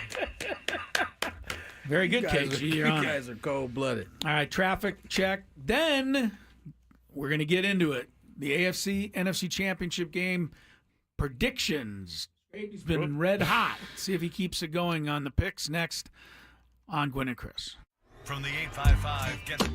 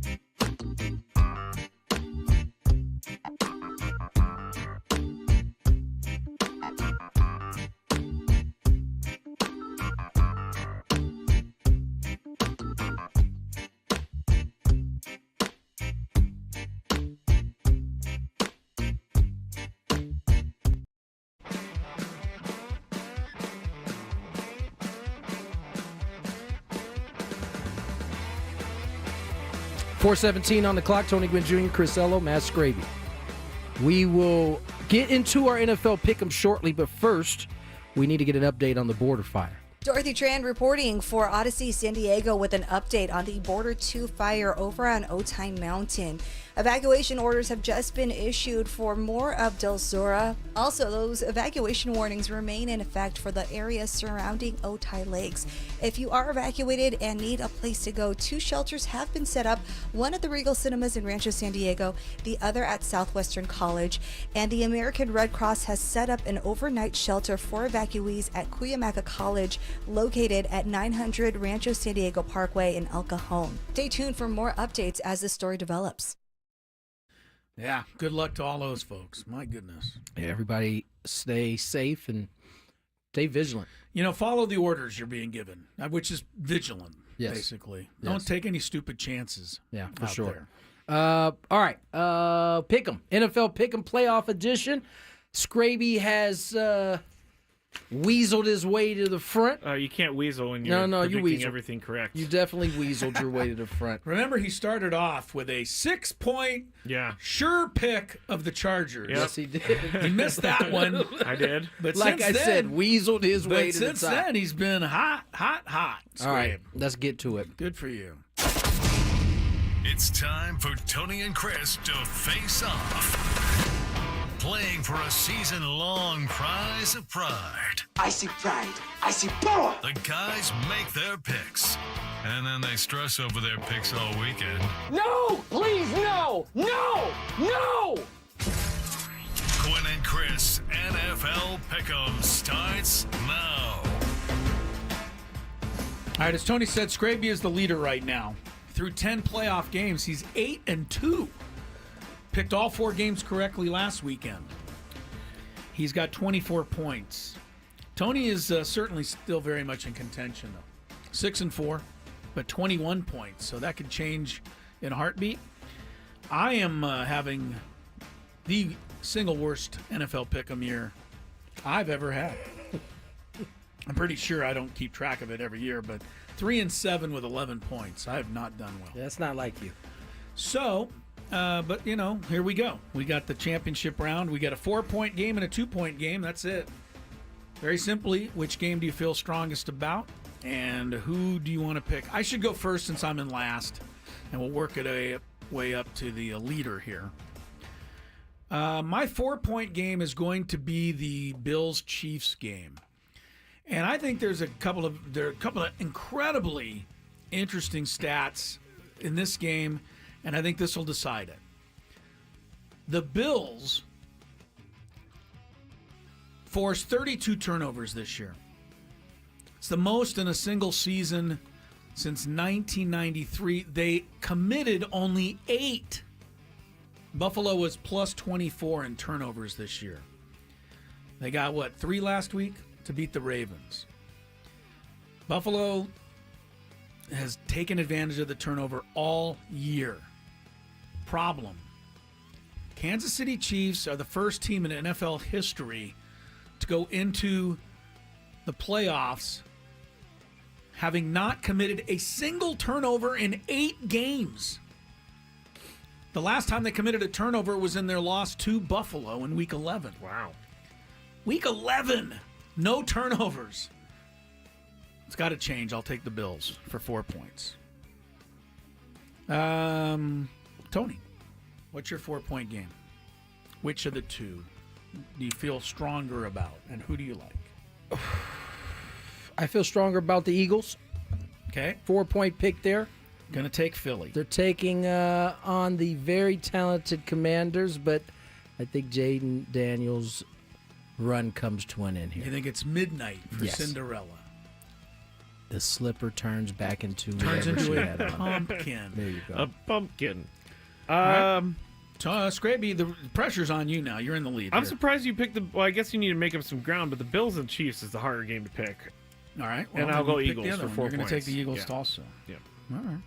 You have any reasoning, or just it's just trying to protect your lead? Oh, I actually do. He's going to turn back into a pumpkin. Okay. So that's why. It's all on Jaden Daniels turning back into a pumpkin. All right. So for 4 points, you guys both have Philadelphia. For 4 points, I have Buffalo. For 2 points, I'm not taking Philadelphia. I think the Jalen Hurts injury potential puts me over the top. I don't see anybody right now stopping this kid. So I think he's going to go up and down the field again. Not going to get 5 turnovers like they got last week, which means the Eagles are going to go up and down the field. But I think the Commanders will be smart enough to defend Barkley and let Jalen Hurts try to run. He's making up up all the ground right now. I don't know.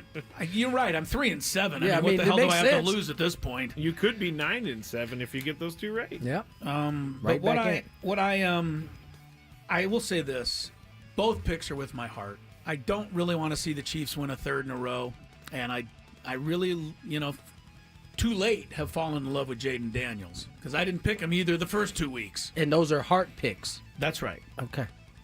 Tony, for 2 points. Yeah, I mean, listen, everything about Josh Allen's year says this is the year that he's going to go to the Super Bowl and perhaps win it. Unfortunately for him, he's going up against a team and a guy in particular that does his best work this time of year. Who is that? Cleet Blakeman? Referee? Yeah, it's true. That is true. Is that the team you're speaking of? Not that team. But apparently they help the team I'm talking about often. right. And that's the Kansas City Chiefs and Patrick Mahomes boy. Okay. His pursuit of 3 straight. I'm telling you, this automatically propels him into that Tom Brady conversation. He might even go past it. I mean, nobody's done it. And I think that's going to be enough to at least get him to the Super Bowl. Kansas City for 2, says Tony. Scrabe, I know you're hating on the Chiefs here. So do you have the... No surprises Do you have the chutzpah to pick against them? Yes, here? the Bills. I do think that Josh Allen, it's his turn. He's been doing this a lot of years now, and he's been coming up short a lot of years, and that stuff turns around at some point. Not necessarily. That didn't turn. That's Jim Kelly if it turned around. Good point. Very good point. Thurman Thomas would agree. Tom Brady, though, if Tom Brady never won 3 in a row, then I don't think anybody can win 3 in a row. So I'm going with the Beals. Bills for 2. Yes. So all 3 of our picks are different in one way or the other. That's good. All right, we'll see how it turns out. I have a Buffalo-Washington Super Bowl, which would be a reprise of the 1991 Snore Fest, won by Washington over Jim Kelly in Buffalo. Fest. I think it was the last time Washington was in the Super Bowl. I don't remember anything about that game. Snorefest because the Redskins just ran up and down. It was an easy win, yeah. I mean, they 37-10 maybe, and then the Bills scored like 2 touchdowns at the end to make it look a little better, but it was really a one-sided game. You, Tony, have the Philadelphia-Kansas City rematch of a few years ago, and Scraby's got the Philadelphia-Buffalo, which would be a first in Super Bowl play. I'm not happy with either team. I mean, I can see that. I'm happy with the Bills being. Is it fair to say that none of us like any of the four teams a whole lot? I like the Chiefs. You do? I like the Chiefs. I liked Baltimore more. I liked a couple teams more, but all right. I like the Chiefs. I like the Chiefs. Yeah. I like the best team in the NFL. Yeah. You're just such a. I didn't say I liked their team. I liked them of the remaining teams. Such a killjoy over there. I didn't like it how excited you were to like the Chiefs. You just want me to be a hater like you. Yeah. Don't come to my world. Don't you worry. Here's a better question to ask Scraby then. Of the 4 remaining, oh no, I know the answer. What? Of the 3 remaining teams other than the Chiefs, who do you hate the most? I know the Chiefs are on top. Eagles are next. Oh yeah, because they punked your team in a couple years ago. No, I just don't like Nick Sirianni. I think he's annoying. And you don't think your guy is annoying? Dan Quinn with the backwards hat? No. It's got a backwards hat. That's Chris's one right there. Well, I don't understand. You're over 60 years old. It's time to flip the hat around. Is there an age limit, though, of backwards hat? I'm putting an age limit on it. I still see Griff with his hat on backwards. He's pushing 60. Griffey invented it. He can so keep gets it to keep forever. He invented the backwards hat? He kind of did. He popularized it. He made it right, Tony? He made it okay to do in baseball. Really? I didn't know that. He was took BP with it backwards all the time. Son, turn your hat around. Yeah. No, he took it. His hat was backwards when he took BP. That's your son right here. Keep messing with me. No, I would.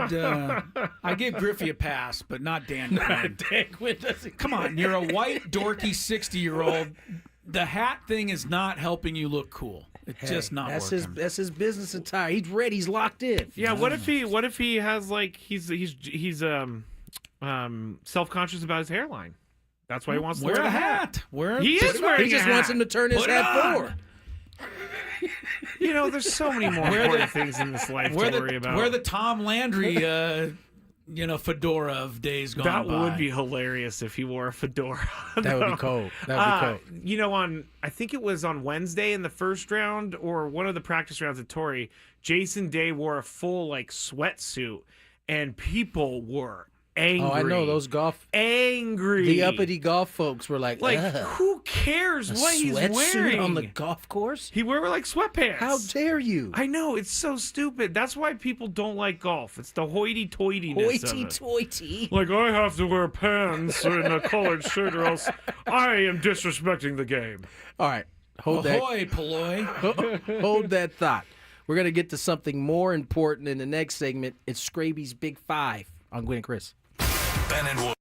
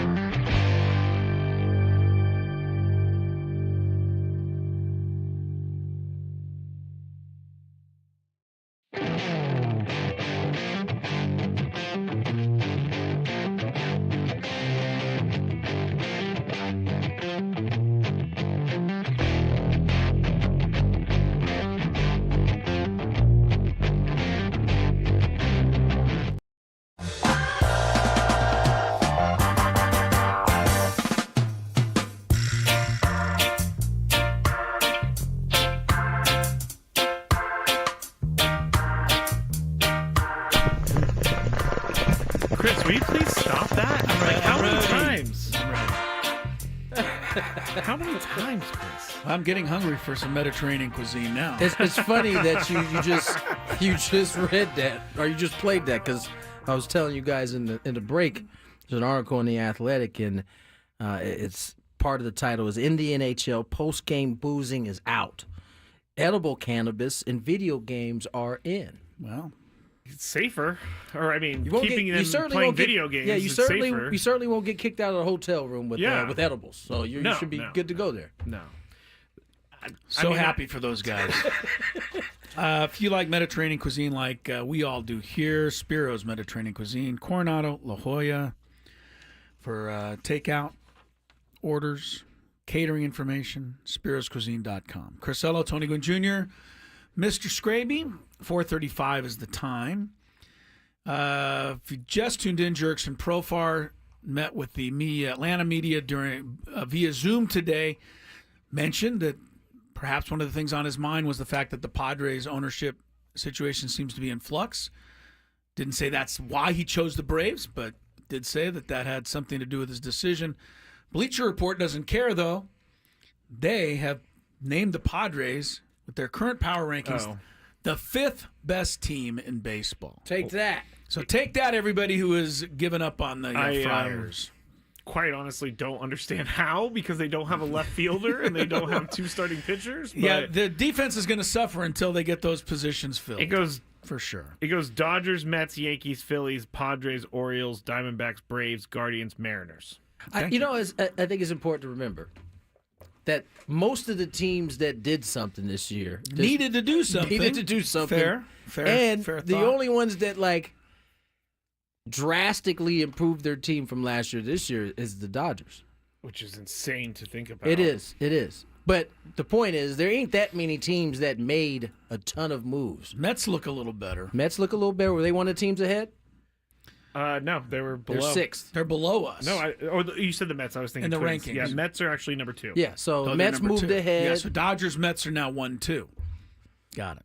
There you go. All right, traffic, Big 5, Scraby, center stage. Traffic's going to be in the Big 5. We're going to get this all figure it out. Hey, listen, this is the cost of being on time. This is what we have. It's collateral damage. It's that time of the show when we check on the latest in sports. Only the most important topics and questions are brought to light. Stop what you're doing and listen. These news stories will astound and amaze you.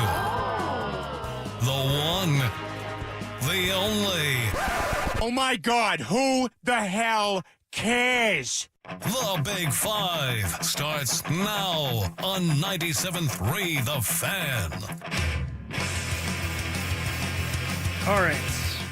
I changed the plan on my number 5 because I just saw a post that was sent by Jerks and Profar on Instagram to the Padres Nation, and then I'll ask you guys a question about Number 5. So, Jerks and Profar, or Profar Jerkson on IG, says, I want to take a moment to thank Padres Nation all for the love you've shown me this season and in years past. San Diego will always hold a special place in my heart. Thank you to my teammates, coaches, medical staff, ownership, and everyone else who's been a part of this journey. I will miss the relationships I made on a personal level and the unwavering support you all showed me during my time in San Diego. To the fans, thank you for making me one of your own. I can still hear the Profar chants echoing throughout Petco Park. Those chants motivated me to work hard and do my best to achieve great things for the city. The way you embraced me, or the way you embraced my family and made us feel at home, truly means the world to me. And then he goes and shouts out the Braves, and I'm not going to read that. So, that was nice. It was nice. I'm Chris, not going to read that. I'm not going to. Well, do you want me to read it? No, I don't want it's you to like I can't wait to. Just the way you said, I'm not going to read that. I'm not going to read that. I'm not mad at Jerkson at all. That's the truth, Chris. Where does Jerkson Profar rank on the list of all-time Padres? First of all, I was thinking he might do something like this because it sounded like a Profar type move. What? Of course. That he would thank That the he would fans. thank the fans. Of course, yeah. I thought you were talking about his question. Me too. No, Me too. No. Yeah. No, I was. I'm not going to say that I expected him to do it, but I'm not surprised that he would do it. And Instagram has made that a whole lot cheaper for these athletes. They used to have to take out an ad in the newspaper to thank all the fans. So true. Now they can just do it that way. All-time Padres. He might sneak into the top 10. And I'm not Really? going to give you the whole 10 off the top of my head, but Jerkson's pretty beloved, I would say, unless he hits 4 home runs on opening day against them this year. Tony, where does Jerkson Profar rank? Top 10, too high? On the list of the Padres. Wasn't here that long, but I don't know. It's pretty loved. 10 might be too high. I mean, I guess if we're ranking it by baseball skill, No, but you get or all not. those guys. No, we're not ranking it by skill. Just And guys you who've said been how much here and have people liked them. Yeah.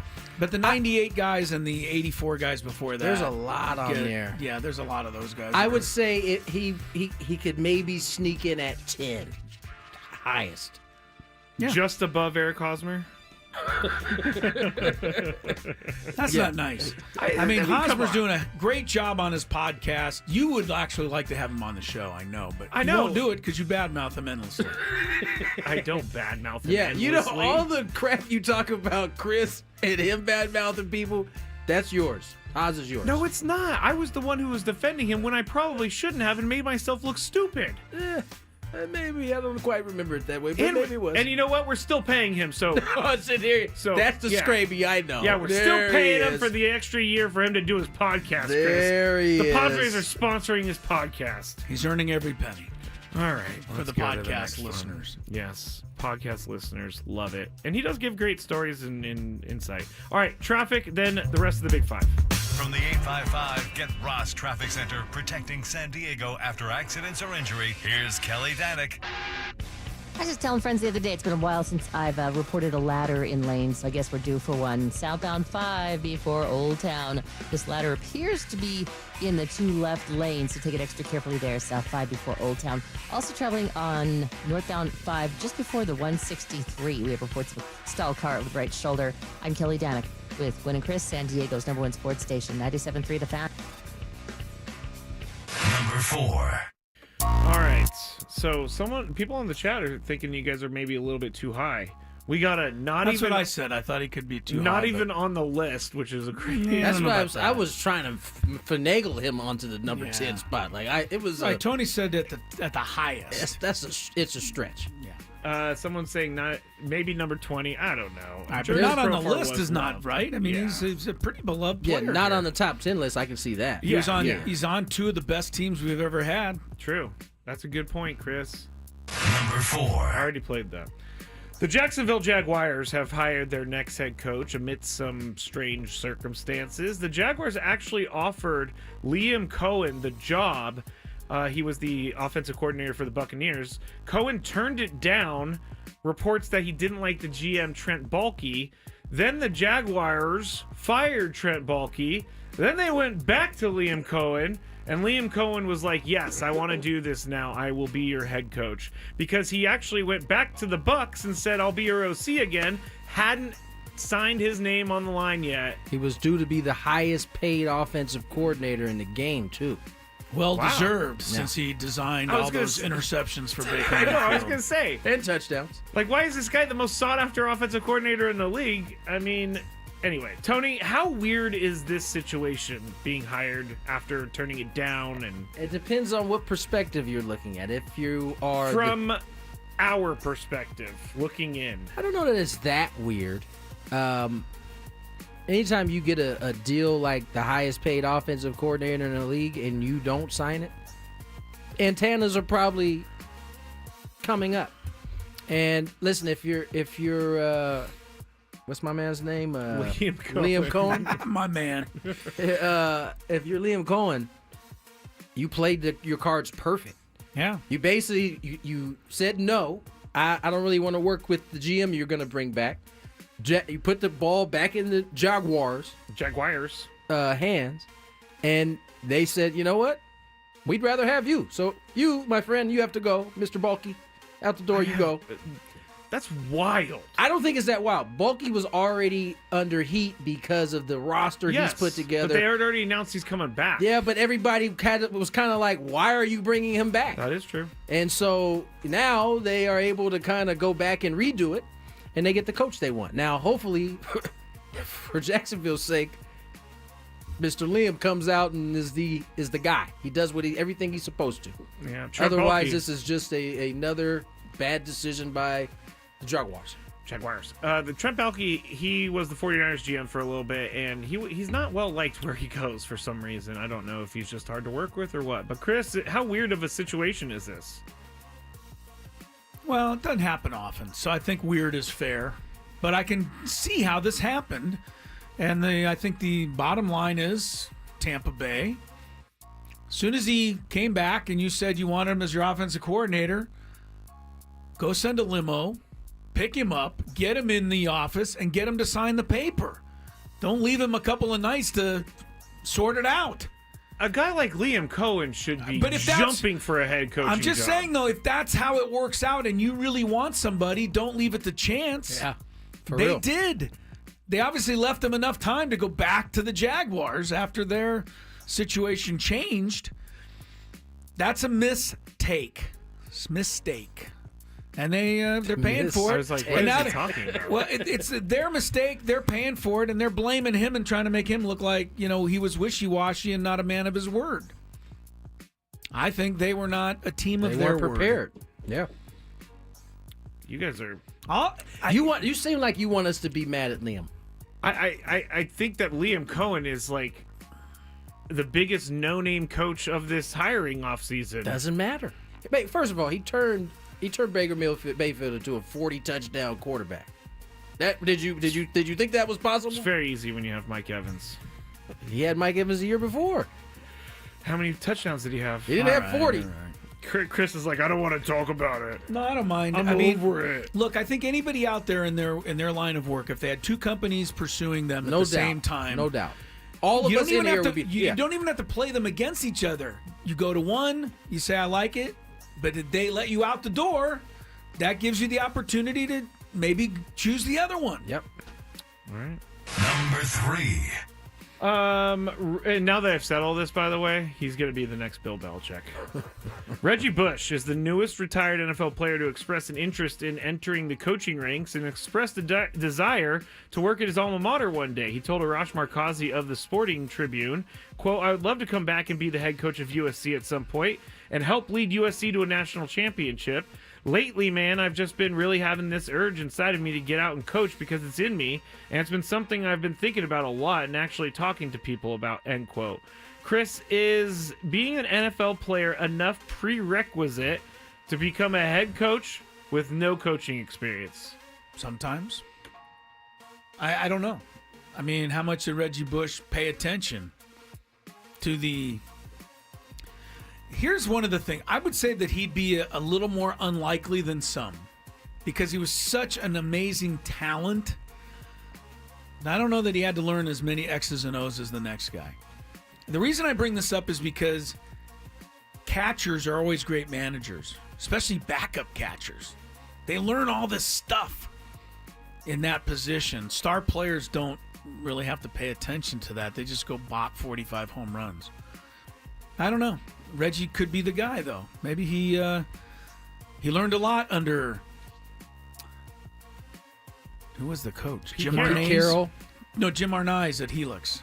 Oh, he's talking about I know, but I'm going to Helix. Yeah, I'm going to Helix. Jim Arnaiz. He's talking about... No, I know he wants to go to USC. Okay, I'm saying maybe you learned a lot listening to Jim Arnaiz at Helix. That's what it means. To me, I'd have to honestly sit down and go, how much did you learn under Pete Carroll, under these people? Because I would need a lot of knowledge that you soaked up before I could hire you with no experience. But I could probably do it if you convinced me. I guess he reached out about the Sacramento State job, too. And his name would draw some recruits. That's true. I certainly would love to see it happen for Reggie. I'm not sure that it would go from the couch to USC. I don't know that the USC would pull a move like that, even despite, the cachet he has. I think if he's getting into coaching, I won't be surprised to see him take the route we see a lot of guys take. Running back coach, kind of move get up on the ladder. Sidelines. He would probably be a guy that could move quickly. But it would speed it up if, like you said, Chris, he had picked up a ton just from paying attention and watching while he was a player, paying attention to the X's and O's and all that stuff. Reggie Bush was on the Greg Camarillo Dolphin team that didn't win any games. Yeah, for a while. I think that was the first place he rushed for 1,000 yards was with the Dolphins. Maybe so. Yeah. Did you already answer? I did. Just making sure before I move on. Number 2. You forgot already. Huh? Yes, I did. It's a very sad day for Chris. The executive committee of the NHL's Board of Governors has begun planning for Gary Bettman's retirement in a couple years and has started the process of finding what was a it you said successor. earlier when you thought the Ryder Cup was coming to Torrey Pines, maybe? I freaked out. Yeah, well, this is good news for me. Chris does not like it. Should be good news for all hockey fans, frankly, but go ahead. Well, he's been they're trying to find a successor because he's been the longest tenured commissioner in North American sports with 32 years behind him. And where's the NHL gone from then to now? Tony, what does Seriously. the next commissioner need to do to grow their business? Yeah. I know a lot about sports. But I don't know a lot about what the next commissioner will need in order to move this needle far enough. Yeah. Listen, there was a time where NHL was popular enough that it had my attention, and I was a big Kings fan. But then, they had a strike, I believe, and then rules changed on me, and I have not been able to catch back up since. And so I don't know what the answer is. I think Chris is probably the better person to ask, but certainly in the opposite direction that Mr. Bettman has taken it. Well, am I up? It's great. Chris, yes, I like to be told. Yes. Okay, first of all, he got them on ESPN finally after like 28 years of being off of it. Being off ESPN, but now it's too late because nobody cares. Everybody watches on streaming. So, he's got to take advantage, or whoever that is got to take advantage of that. The one other thing I would do would be controversial, and I wouldn't make a big announcement about it. Fighting? I'd bring a little more fighting back into the game.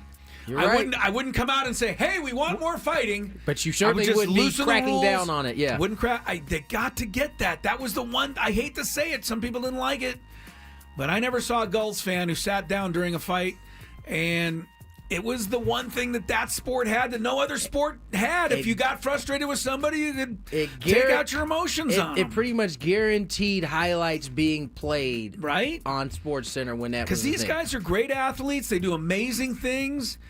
Try to do anything they do on skates. You probably can't do it, but I hate to say I would do that, but I think I would. All right. Number 1. Could the Pebble Beach Pro-Am have sold out to corporate sponsors? I think so, everyone. This is number 1? This is definitely a scrape. I think so. This is to appease him. Last year, the Pro-Am was significantly changed from 4 rounds to just 2 rounds, and possibly even 1 round if you don't make the cut. The change irked celebrities so much that Bill Murray and Ray Romano and Kevin James didn't even show up last year. There were still some big names, but not as many as the past, and the rest of the amateur field consisted of corporate executives who have put money into the event. Celebrity field has not been announced yet, when it usually is announced 3 weeks before, so some think no big name celebrities are going to be involved next week. Chris, do you care about this at all? The Pro-Am was a big deal for a while. Yeah. Yeah, it's just not anymore. True. So, no. Okay. I thought it was cool last year when I went to Carmel with Lori and we took a picture with Pebble Beach in the background. It is cool. It is pretty fun to be there, but no, I don't think the draw. Bill Murray's act is funny, but I've seen it. So, Tony, do you care at all about this? The way you're looking at me, I don't think so. I don't. This is a great number 1 story. Just something don't that doesn't care. matter to anybody. It's just one of many things that corporate is taking over now, unfortunately. What was it? Jersey Mike sold But this one shouldn't bother you that much. They're taking away playing slots from other celebrities who have. This one should. You shouldn't care one way or the other. I used to watch because I liked watching Tom Brady and Steve Young and Josh Allen and You weren't Bill watching Belichick. him in envy. Like I can't believe these guys get to be on the course. Maybe like the lower celebrities that don't deserve B and to C be. listers. Yeah, You're like, the ones. these guys shouldn't be on there. The ones that I'm like upset that I didn't get an invitation over. Like I'm trying to think, who would be a celebrity? I don't know. Maybe like someone from Laguna Beach or something like that. That TV show. Who was on that show? Wasn't one of the names Laura? Lauren. Yeah. Lauren. Yeah. I can What was text her my last wife. name? She'll give you the Conway? rundown quickly. Something with a C. Conrad. LC. Boom. Lauren Conrad. Thanks for coming big up with that crush on name. her. Lauren, if you're out there, give me a call, please. Wow. All right. Shooting a shot. Phone could be ringing at any moment. Yep. We'll step aside to see if that happens. Wait, there goes the phone. Oh, my goodness. It's a wireless caller, too. As we bring you the latest scores in.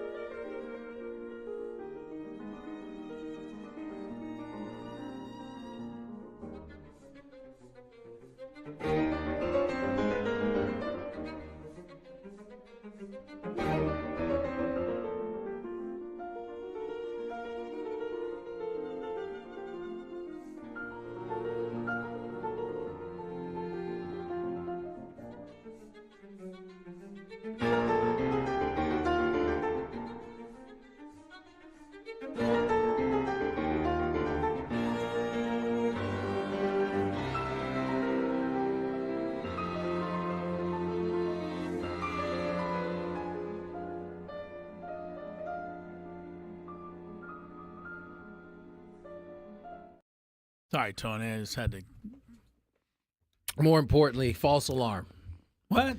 It What, was not not Lauren LC. It was Conrad on not the phone? LC on the phone for Scrape. I heard it was her current husband. He's on his way to the studio. No, I It's answered. not Beat happening. down is coming his way. Beat down is coming your way for saying. I all those answered. I nice said, things "Is this about LC?" And they said, "No." And I just was like, "All right, see ya. Hang up. Hang up. Out of here." Cold If world, anybody man. knows LC, knock it Come off, on, man. man. Get out of here. This is not happening. she is married. Time to so- move on. For bro. 11 you're right. years. You Let never the had a poor shot. woman- You never had a shot. No All right. shot. Yeah, just keeping it stuck. Yeah. You just killed 25-year-old me. I'm sorry. I just wanted to, somebody's got to be honest with you. Why not me? Bear of bad news. Why not me? I don't know if you guys know this, but the Lakers won last night. Did we talk about this? We talked about it a little bit earlier. Why not remind the folks? Sure. Mr. LeBron James and Anthony Davis put it on the Company. mid and green last night. Pretty good. A lot of people are saying the Celtics are just cruising, though, through the season. And we see it all the time from In defending the NBA, champions. it's really hard to tell which team's good because the Celtics are going to the playoffs, right? It doesn't matter if they show up for another game all year. I mean, they're going to make it. The Lakers are on a different thing. I mean, they got to keep winning. They're 2.5 games up on the last playoff spot. I think they'll get one, but they need to show up each night. Celtics want to rest. I'm not a fan of how you position the Lakers there. Sorry. Well, 2.5 games above from the last spot. You could have just said they're the 5th seed right now. I will. They're tied for the 5th seed. It sounds a lot better than hanging on for dear life 2.5 games ahead of the last spot. The Warriors are the first team out at the moment, and right they're now. 3 games back of the Lakers. So it's enough of a contest that they got to keep playing. The NBA regular season has lost a lot of people. Lost a lot of people a long time ago. I was not one of those, but the 3-point shot 100 times a game is too much. Dick Vitale tweeted that very thing the other day.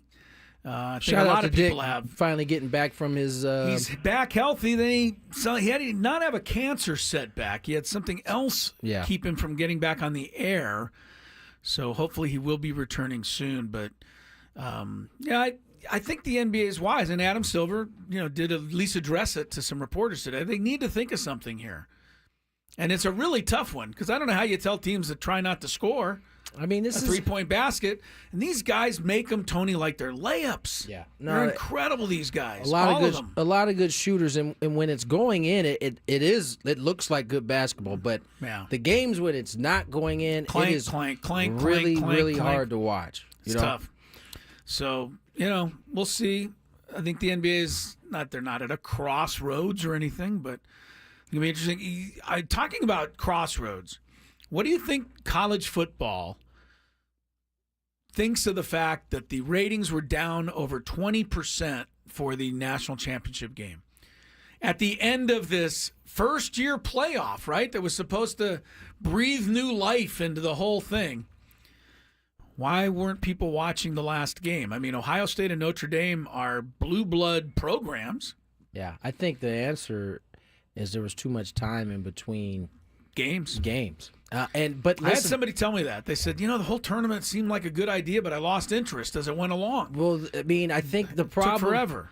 It's kind of a catch-22 situation, right? I mean, you already are extending the game for college players, extending the season. I think Ohio State and Notre Dame were the first teams in over 150 years or something to play that many games. To play 17 games in a season. This is college. You don't used to play 11. Right, and so you're already extending the season, and I think maybe the thought from college football committee is we got to give some time in between because they're not used to playing this many games.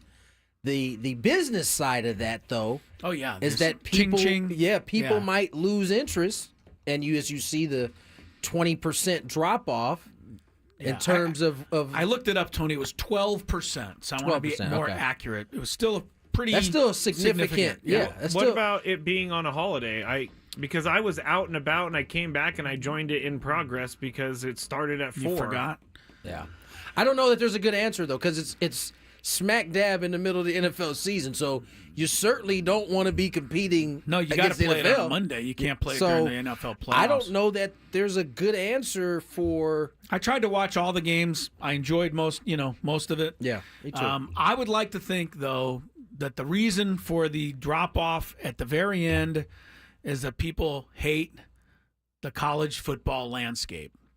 How so? What do you mean? The NIL, the transferring portal, everybody moving around, coaches jumping in. I think, in general, we as a fan base kind of don't like college football anymore. The innocence of the game is lost. Now, I'm not naive enough to think that it's going to go back to the way it was in the old days. But what you really mean is we don't like knowing that it's actually happened. Because a lot of it probably was used to happening happen before. We just didn't know.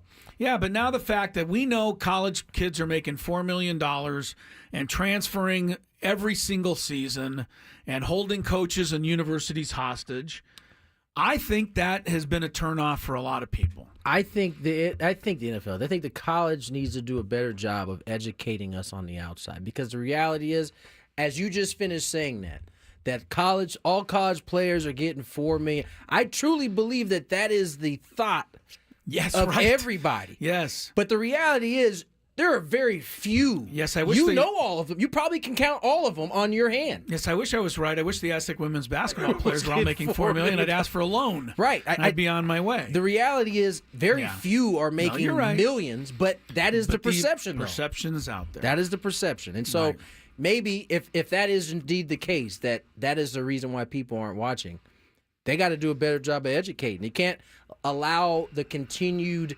NIL to be mixed in with the what are they calling it? The collectives. The collectives that are really the ones out there just putting together money so that they can bring in whatever guys they need to bring in. I thought the collectives were this. Isn't that true? It might be losing its steam. It was funny at 4 o'clock, 5 o'clock, 5:15, and 5:30. I'm trying to figure out how that kind of. I don't know how. Aren't they called collectives? Those stores?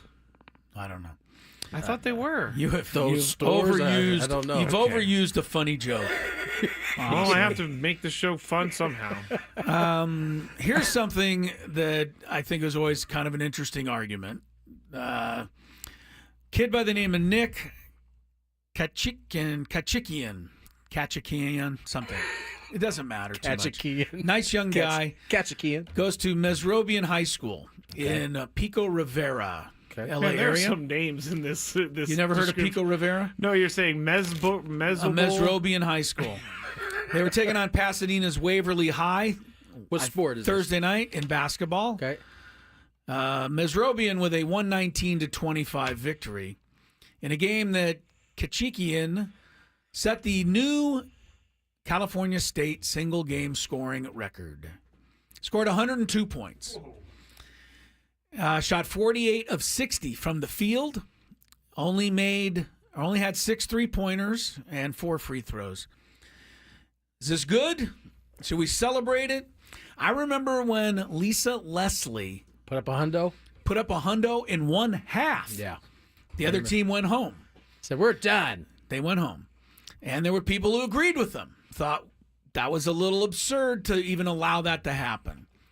Are we beyond that, Tony? Are we ever going to get rid of the everybody gets a medal? Or should we just say, look, Pasadena's Waverly High, you're not good enough, so the guy scored all these points. Don't let them schedule you. I mean, you have to know that this team is that much better than you. You didn't just slip into that. Yeah. I listen. You're okay. I never understood even as a young kid, remembering Lisa Leslie drop 100, or remember hearing about it and hearing about the team walking off. Like, do something to stop it. Yeah. If you can't, then just hang with them. This is sports. It's life lessons in here. Trying to think, if I was officiating this game, would I try in my own sneaky little way? Oh, Tim Donaghy, huh? Yeah, right.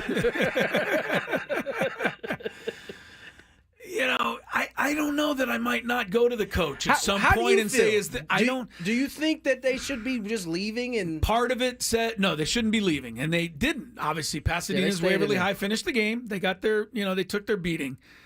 But I think once you get ahead by 50, 60 points, 70 points, I'm okay I think with it that. might be time to, run a little shot clock. Let me ask you this. And take some, jump shots. Let me ask you this. And I don't know that I'm even have to take the kid out of the game. I don't know if they were pressing. I don't know anything. But Right. 119-25 is an 84-point win that I don't think is necessary. I will say this. I would hope that the people that don't play on that team very often were the ones in the game pushing it. There because, you go. Now, if because those kids got it to 119, fine. But he scored 102 of the 119. So he obviously did not. He stayed in the game. He stayed in the game. Yeah, See, I don't know that that's a the little best. much. That's a all little, I'm saying. But, I think again, it's great that he did it, but I here, don't know. here you have Lisa Leslie putting up 100. I mean, those numbers are there, and kids see them, and they feel like they got a shot at getting them. Yeah. Well, LaMelo Ball was on the list of California State scores with 92. Yep, Chico. In Chico 2017, High. Chino Hills. Chino High, yeah. Anyway, it's just something that people kick around. I don't know if there's a right answer. But I think if I was officiating, I couldn't call, traveling or anything to right, deny him happen, the points. Right. But I would probably frown on keeping him in the game with a 70-point lead. So that's my thing. Scrape, you got any comments? You don't care. You don't care if kids are heartbroken forever, do you? Trampled on? Yeah, I care if kids are trampled on, but I do. Do you think the girls that played against Lisa Leslie think man, that day ruined my life? No, I think they probably tell people that all the time. I was in it's a that cool game. story. Yeah. Like, I was in that game where Lisa Leslie scored over 100 points on us. That was crazy. Yeah. I do think kids need some tough luck. Okay. Tough love? Yeah, or as sorry, you say? tough love. All right. I needed it. I really did, because growing up, I didn't get trophies when we finished 5th. None of us did. Yeah. None of us did. And I remember specifically a Little League coach who was trying to explain to us why we didn't get a trophy. He said, you guys just need to play harder next year, work harder. We're going to get this done. And I remember that. Like, okay, if I work hard, I play hard, I have a can chance get a to trophy. do this. Right. It's a good lesson. All right, let's get to break. More Gwynn and Chris on the other side. Some pushback on the Chiefs' conspiracy theory. Oh, when we Tony's been return. working overtime. From the 855.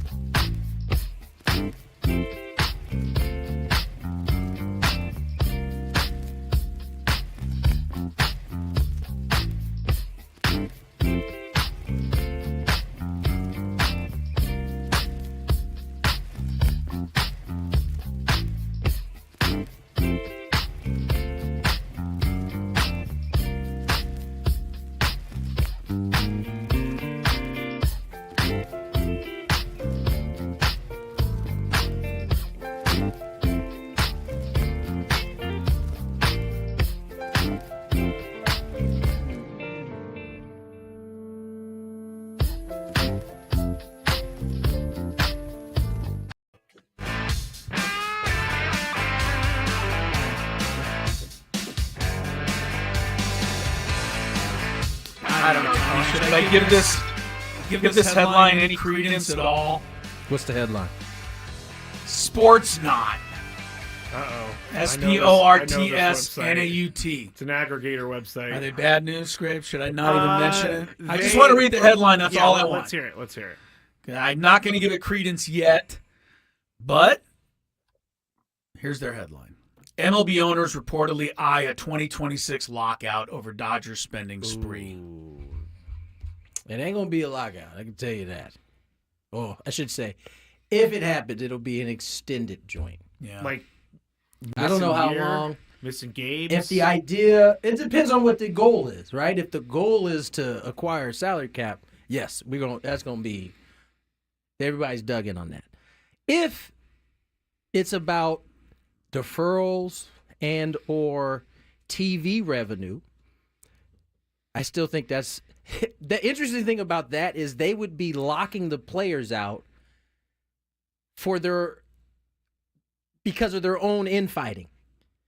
Similar to what the kind of idea was in '94. Like, you remember, I think Buster was talking about it, who you guys will get a chance to hear from later on, was talking about when they had that strike in '94, all of the players felt like they were locking them out because they couldn't take care of their business on that side.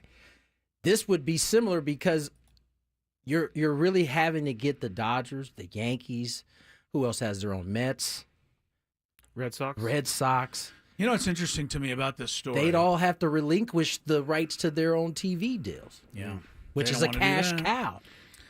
This story quotes, interestingly enough, Jeff Passan from ESPN. And this is a quote from Passan, according to this story, that proposing a cap in next year's CBA negotiations would be tantamount to a declaration of war, and already those owners are prepared for Commissioner Rob Manfred to lock the players out on December 1st, 2026. Quote from Jeff Passan. Now, the reason I question this... because they're definitely...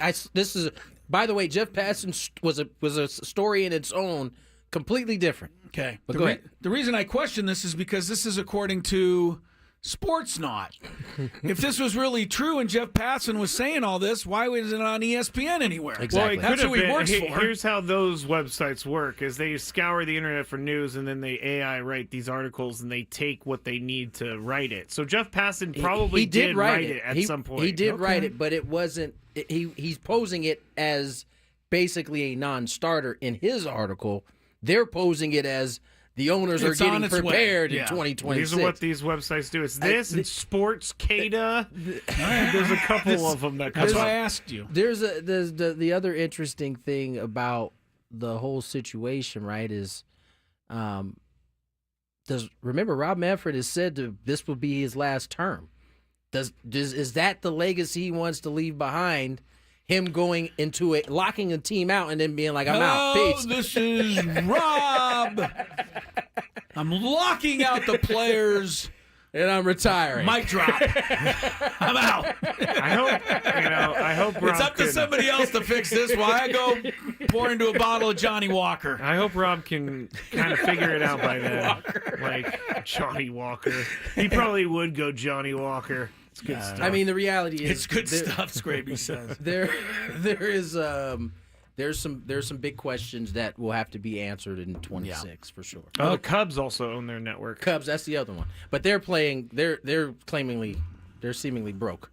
Update on the third round of the Farmers. It's in the books at Torrey Pines today. New leader going into the final round tomorrow. Harris English on top. Oberg was struggling down the stretch. -9. He has the flu. Andrew Novak -8. Some guys play best when they have They do flu. say beware of the sick golfer. Scraby's favorite, Aldrich Potgieter, -7 or Potgieter. Potgieter. Joel Damon's in there at -5. Come on, Joel. It's 4 off the lead. You could maybe win one. All right, you wanted to get into what did you say? Patrick Mahomes. Chiefs. The Chiefs. Yeah. And the fact that somebody has actually done some research on what's happening for this AFC Championship game that favors the notion that the NFL is trying to lean this game actually toward Buffalo instead of the Chiefs. We had to find someone out there because everybody else is making lists of how it's the other way. Right. So do we have it?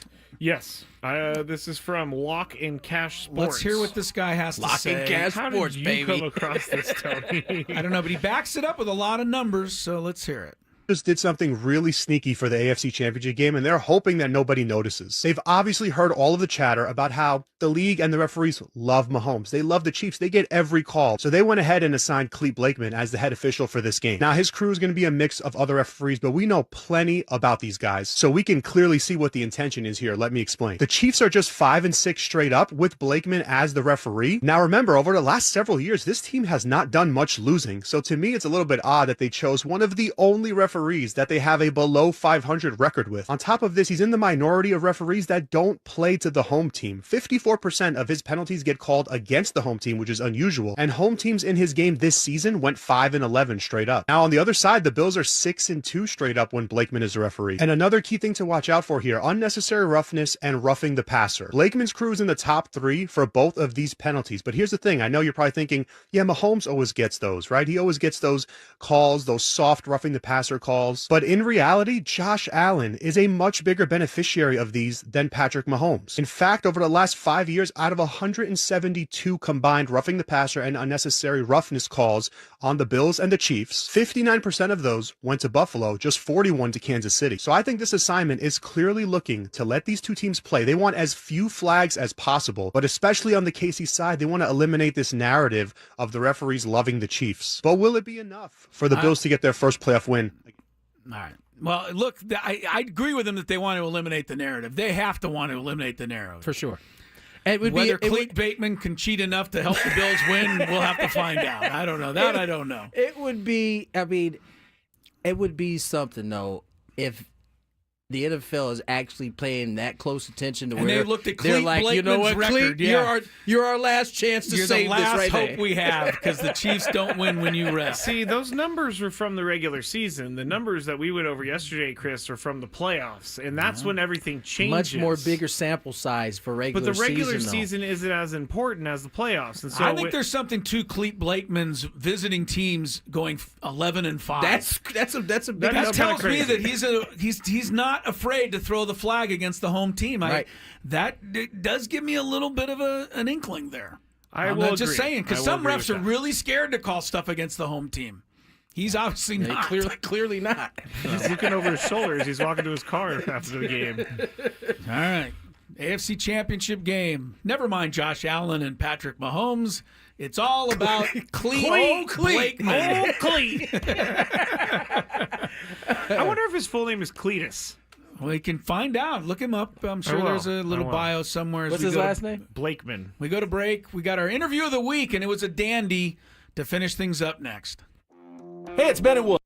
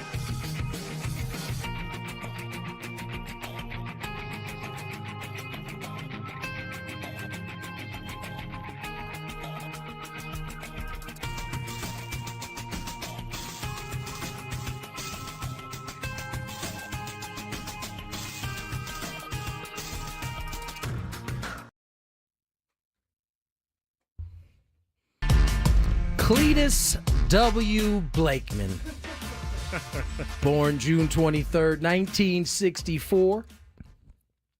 Wait, what was his birthday? June 23rd, Oh, day after 1964. mine. Yeah. Cletus is he's a cancer, just like me. The NFL is hoping he'll be a cancer to the Chiefs offense on Sunday. Former college football player at the University of Cletus Nebraska. was, huh? All right. Let's see, he was a backup. Blakeman began his American football officiating career in the Big 12 Conference, moving to the NFL in 2008 as a field judge for the first 2 seasons on his pro football officiating career. Subsequently, refereeing for the 2010 NFL season after Don Carey returned to the back judge position. He was backup quarterback for the Nebraska. Cletus He's going to be bigger. Cletus the Cornhusker. You know, I guarantee you, Cletus does not want to be the story Sunday. No, he but doesn't. So many people are going to be watching to see if he is. It's a referee that you guys are familiar. When you see his face, you know who he is. Totally The other thing is Cleat. The only thing that the ref really calls is the roughing the passer. Yeah. So if there's a PI down the field or there's a not something, him. Yeah, he's the only one announcing it, but it's not just him. So yeah, we'll see. I hope that it'd be great if both games are decided without that kind of controversy. I'm sure the NFL hopes that's the case, but you never know when Patrick Mahomes is involved. They showed a highlight today of his run against the 49ers. Was it the 49ers, the one where he faked like he was going out of bounds and cut up field, and Scraby is still mad. Steaming. I am steaming. I still am because it was right. so egregious. That wasn't even and that Tony bad. was like, That oh, I one- think this is the coolest thing I've ever seen. That one wasn't that bad. The one last week was bad. That's a bad one. Your guys gave up. They should have been ready to deliver the blow, and they weren't. And he just cut it up the field. I know that indicative of what your 49ers looked like all year, actually. I mean, it doesn't really matter because they were terrible. So honestly, when you fell to the Dolphins, I think that was the low point. No, I think the low point, Chris, I think you're right. I think the low point was when they found out about 5 minutes before the game that they were out of the playoffs. They were eliminated. Yes. Yeah, I didn't think they could possibly lose to those guys. I mean, your team still had a chance all the way until the final week of the season. Insanely so. Did they have a cold one the last game of the year, or was that the couple weeks yes, before? it was in the Jets. Yeah, they got routed. We know they don't do well with the cold. No, they got thing. routed as usual. So what's going on with Tyreek? Is he, happy now? His agent hasn't called me. Left a message. His agent said he's good. Okay, that was the last I heard as well. Okay. But that we doesn't haven't mean heard he's it from good. him. You know what is interesting is I was watching a highlight of the Chief-Bills game, the great one from a few years ago, and Tyreek catches that slant, runs 90 yards to win the game, and I'm like, where'd that guy go? Yeah, we haven't seen the peace sign in a while. I think you get penalized for that. Oh, the peace sign? I think, but you know what I mean. It's like you can't like look at someone and so if he point didn't look at him, he just went like this. Yeah, I don't yeah. know. But I mean, he was speeding through the entire defense in like a blink of an eye. I'm like, that guy is long gone. He gone. Aztecs in action over the weekend. They head to Nevada. The old Reno trip. Yeah. They're staying at the good old where they're staying, huh? Grand Sierra Resort there where we stayed last Great time. hotel. It's all right. Is it? I don't know. I know that Chris often says he's going to be somewhere there and never gets there on time. I never get there on time. They do have a good porta subs down in the basement area. You can go buy a nice sandwich down there, Scrape. Oh my I'll take you one time. Scrape, are you looking at the pictures right now? The Grand Sierra? It's okay. It's okay is right. I mean, Reno, let's just be honest. Reno needs a facelift. It's a little old. Wouldn't argue with it. It was cool back in like the 90s, 80s. You wanted to get away from Vegas. Just go to Reno. Yeah, if you go to Tahoe, you can go to Vegas. But the thing is that people don't realize about Reno is it's at altitude. In is. Vegas, it's hot and it's desert. Reno, it's snowing. Yeah, it's up there. It's a whole different deal. That's why they want you to go there so that you just stay inside and gamble. Yeah, they Probably got one of their the strategies. fixes in there too. I take it back. I guess the Grand Reno Hotel is okay. It's okay. Yeah. That's good. You said that the first time, so no, but you he didn't said really it, change it. But he didn't give it a thumbs up. Now he's look giving at it a Tony. little more. Look at it, Tony. Yeah. It needs a legit. facelift. No, it's okay. I think it just got one. It looks like. It's okay, Scrib. Let's They get didn't pay well enough for Let's it. get to our interview of the week. Buster Olney joined us shortly after the Hall of Fame was announced. He also gave us his thought on baseball and the health. We'll get to that after traffic. From the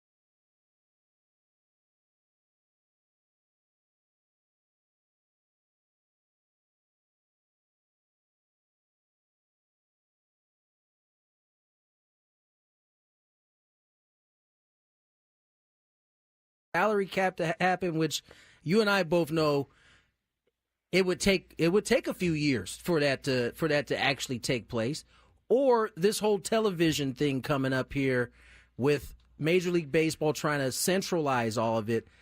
How likely do you see any of that being something that comes up or is put together for this next collective bargaining agreement? Anthony, at the team level, there is so much fear of that situation. I can tell you that.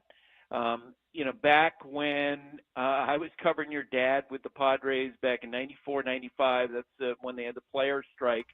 And that really wasn't, as you know, an argument between the players and the owners. At heart, it was an argument between small market and big market teams, with the owners asking the players basically to solve their problems for them. Right.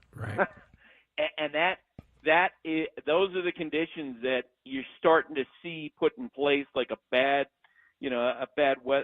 storm gathering off in the distance, where the small market teams are kind of going, "Are you kidding me?"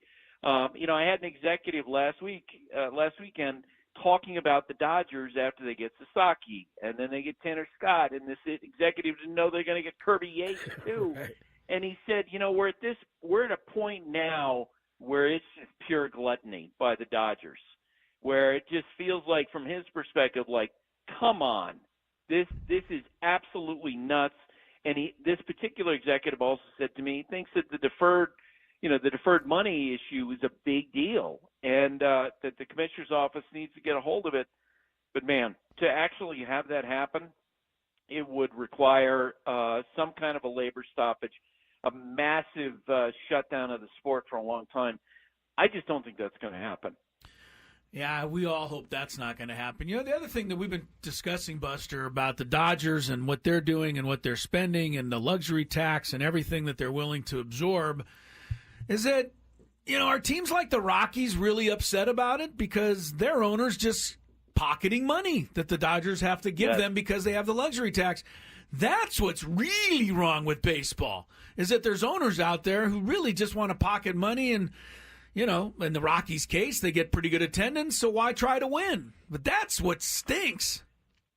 I completely agree with you, and I think that, you're in the perfect place where that was demonstrated, that you can be more aggressive, and that if you care and you're willing to spend some money and to invest some of the equity of the franchise, that you can build a better product. Look, if you were to vote on, ask people, okay, what's the best atmosphere in baseball?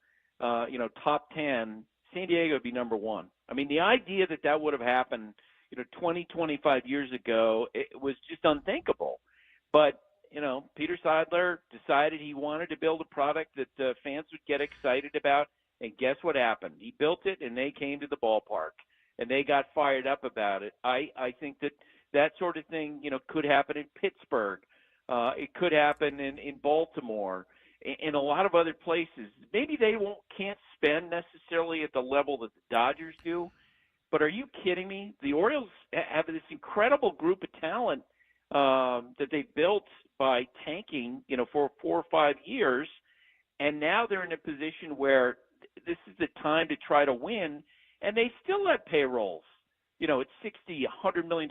They don't have a single pitcher on their entire roster, the Baltimore Orioles, who's on a multi-year contract. That's a joke.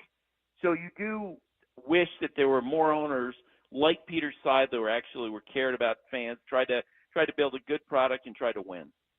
Buster Olney joins us, ESPN. And Buster, yesterday we got a chance to see some of the new inductees going into the Baseball Hall of Fame. CC Sabathia obviously was one of those guys. Ichiro, another one of those guys. Billy Wagner, a guy who pitched in my dad's era, was one of those guys.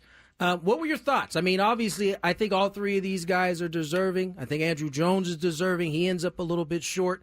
But specifically, you got a bone to pick, I think, a little bit with how the Hall of Fame choices are being taken. It bothered me that Ichiro was not a unanimous selection. I think it makes all the writers look bad. And look, some people will ask the question, does it really matter that one person didn't vote for Ichiro?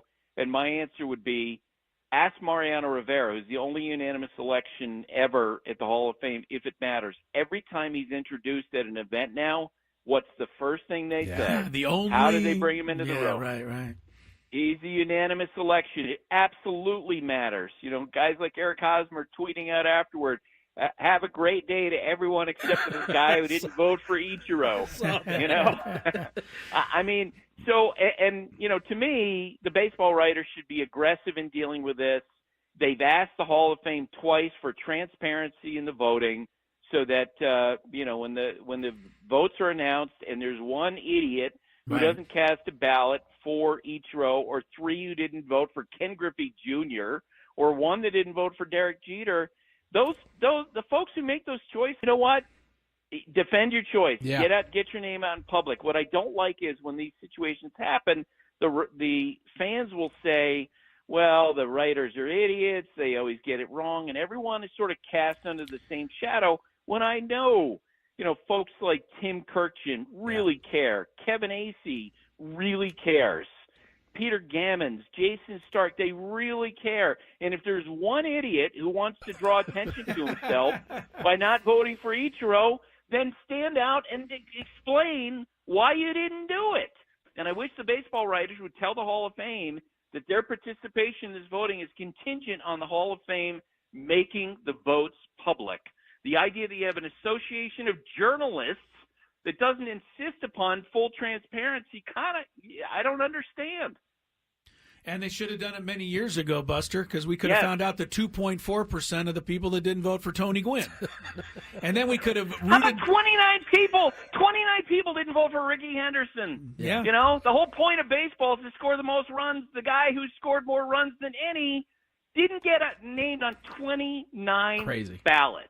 Yeah. Buster, who's your number one person that's not in the Hall of Fame, not counting the steroid and the Pete Rose type players? Right. Who should be there that just continues to somehow get overlooked? Oh boy. Well, I mean, look, I don't think you can have a legitimate Hall of Fame at this point without Barry Bonds and without Roger Clemens. I mean, I've been on with you guys before. I explained I stopped voting because I thought the Hall was sort of slanting the votes against those guys, against Mark McGwire. And I don't understand, because when if you've been around baseball for the last 30 years, you know that there are guys who have made speeches at Cooperstown who took PEDs, okay? And I really don't say that as a way to make judgments on those guys. That was the era. And that's what the sport was. And so the idea that you have these two players who are demonized and sort of held off is ridiculous. The only reason why is because they were the best.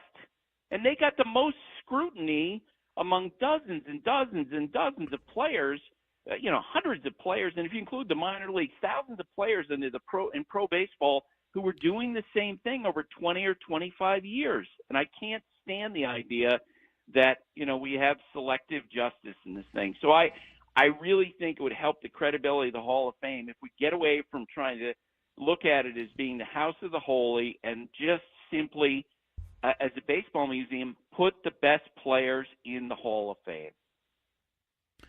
Buster Olney. They got a writer's wing there too, so maybe Buster one day. He's getting it done. Indeed. Or broadcaster. You can go in either way, Buster.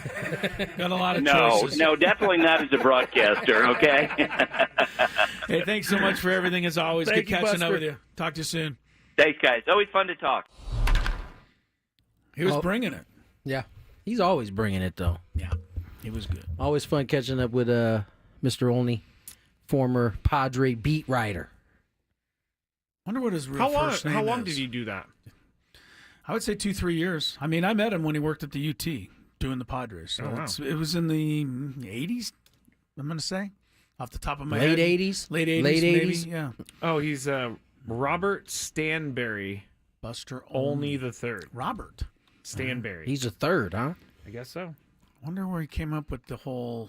He went to Vandy. Do you know Good that, school. Tom? Yeah. not Very bad. good school.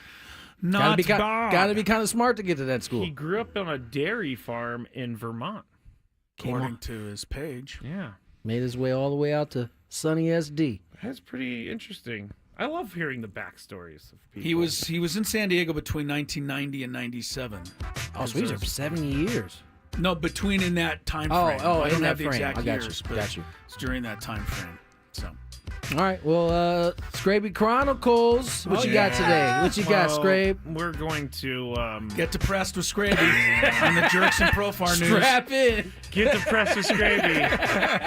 I mean, Jerkson said it. I can't ignore it, so we're going to talk about it. You're gonna dive into that, huh? This is when I get scared, though, because I don't have anyone to check me. There's no filter. No, it's the when they at the bowling lane when they pull the bumpers. Yeah, there's no bumpers for you. No, with what's me and Chris Lee. You're gonna be in the only gutter. the gutter. You're gonna be in the gutter by 6:05. Possibly. Well, you guys heard it. You get to enjoy the Scraby Chronicles. We'll be back on Monday. Hopefully there's some sunshine on the other end of this. You guys have a good night.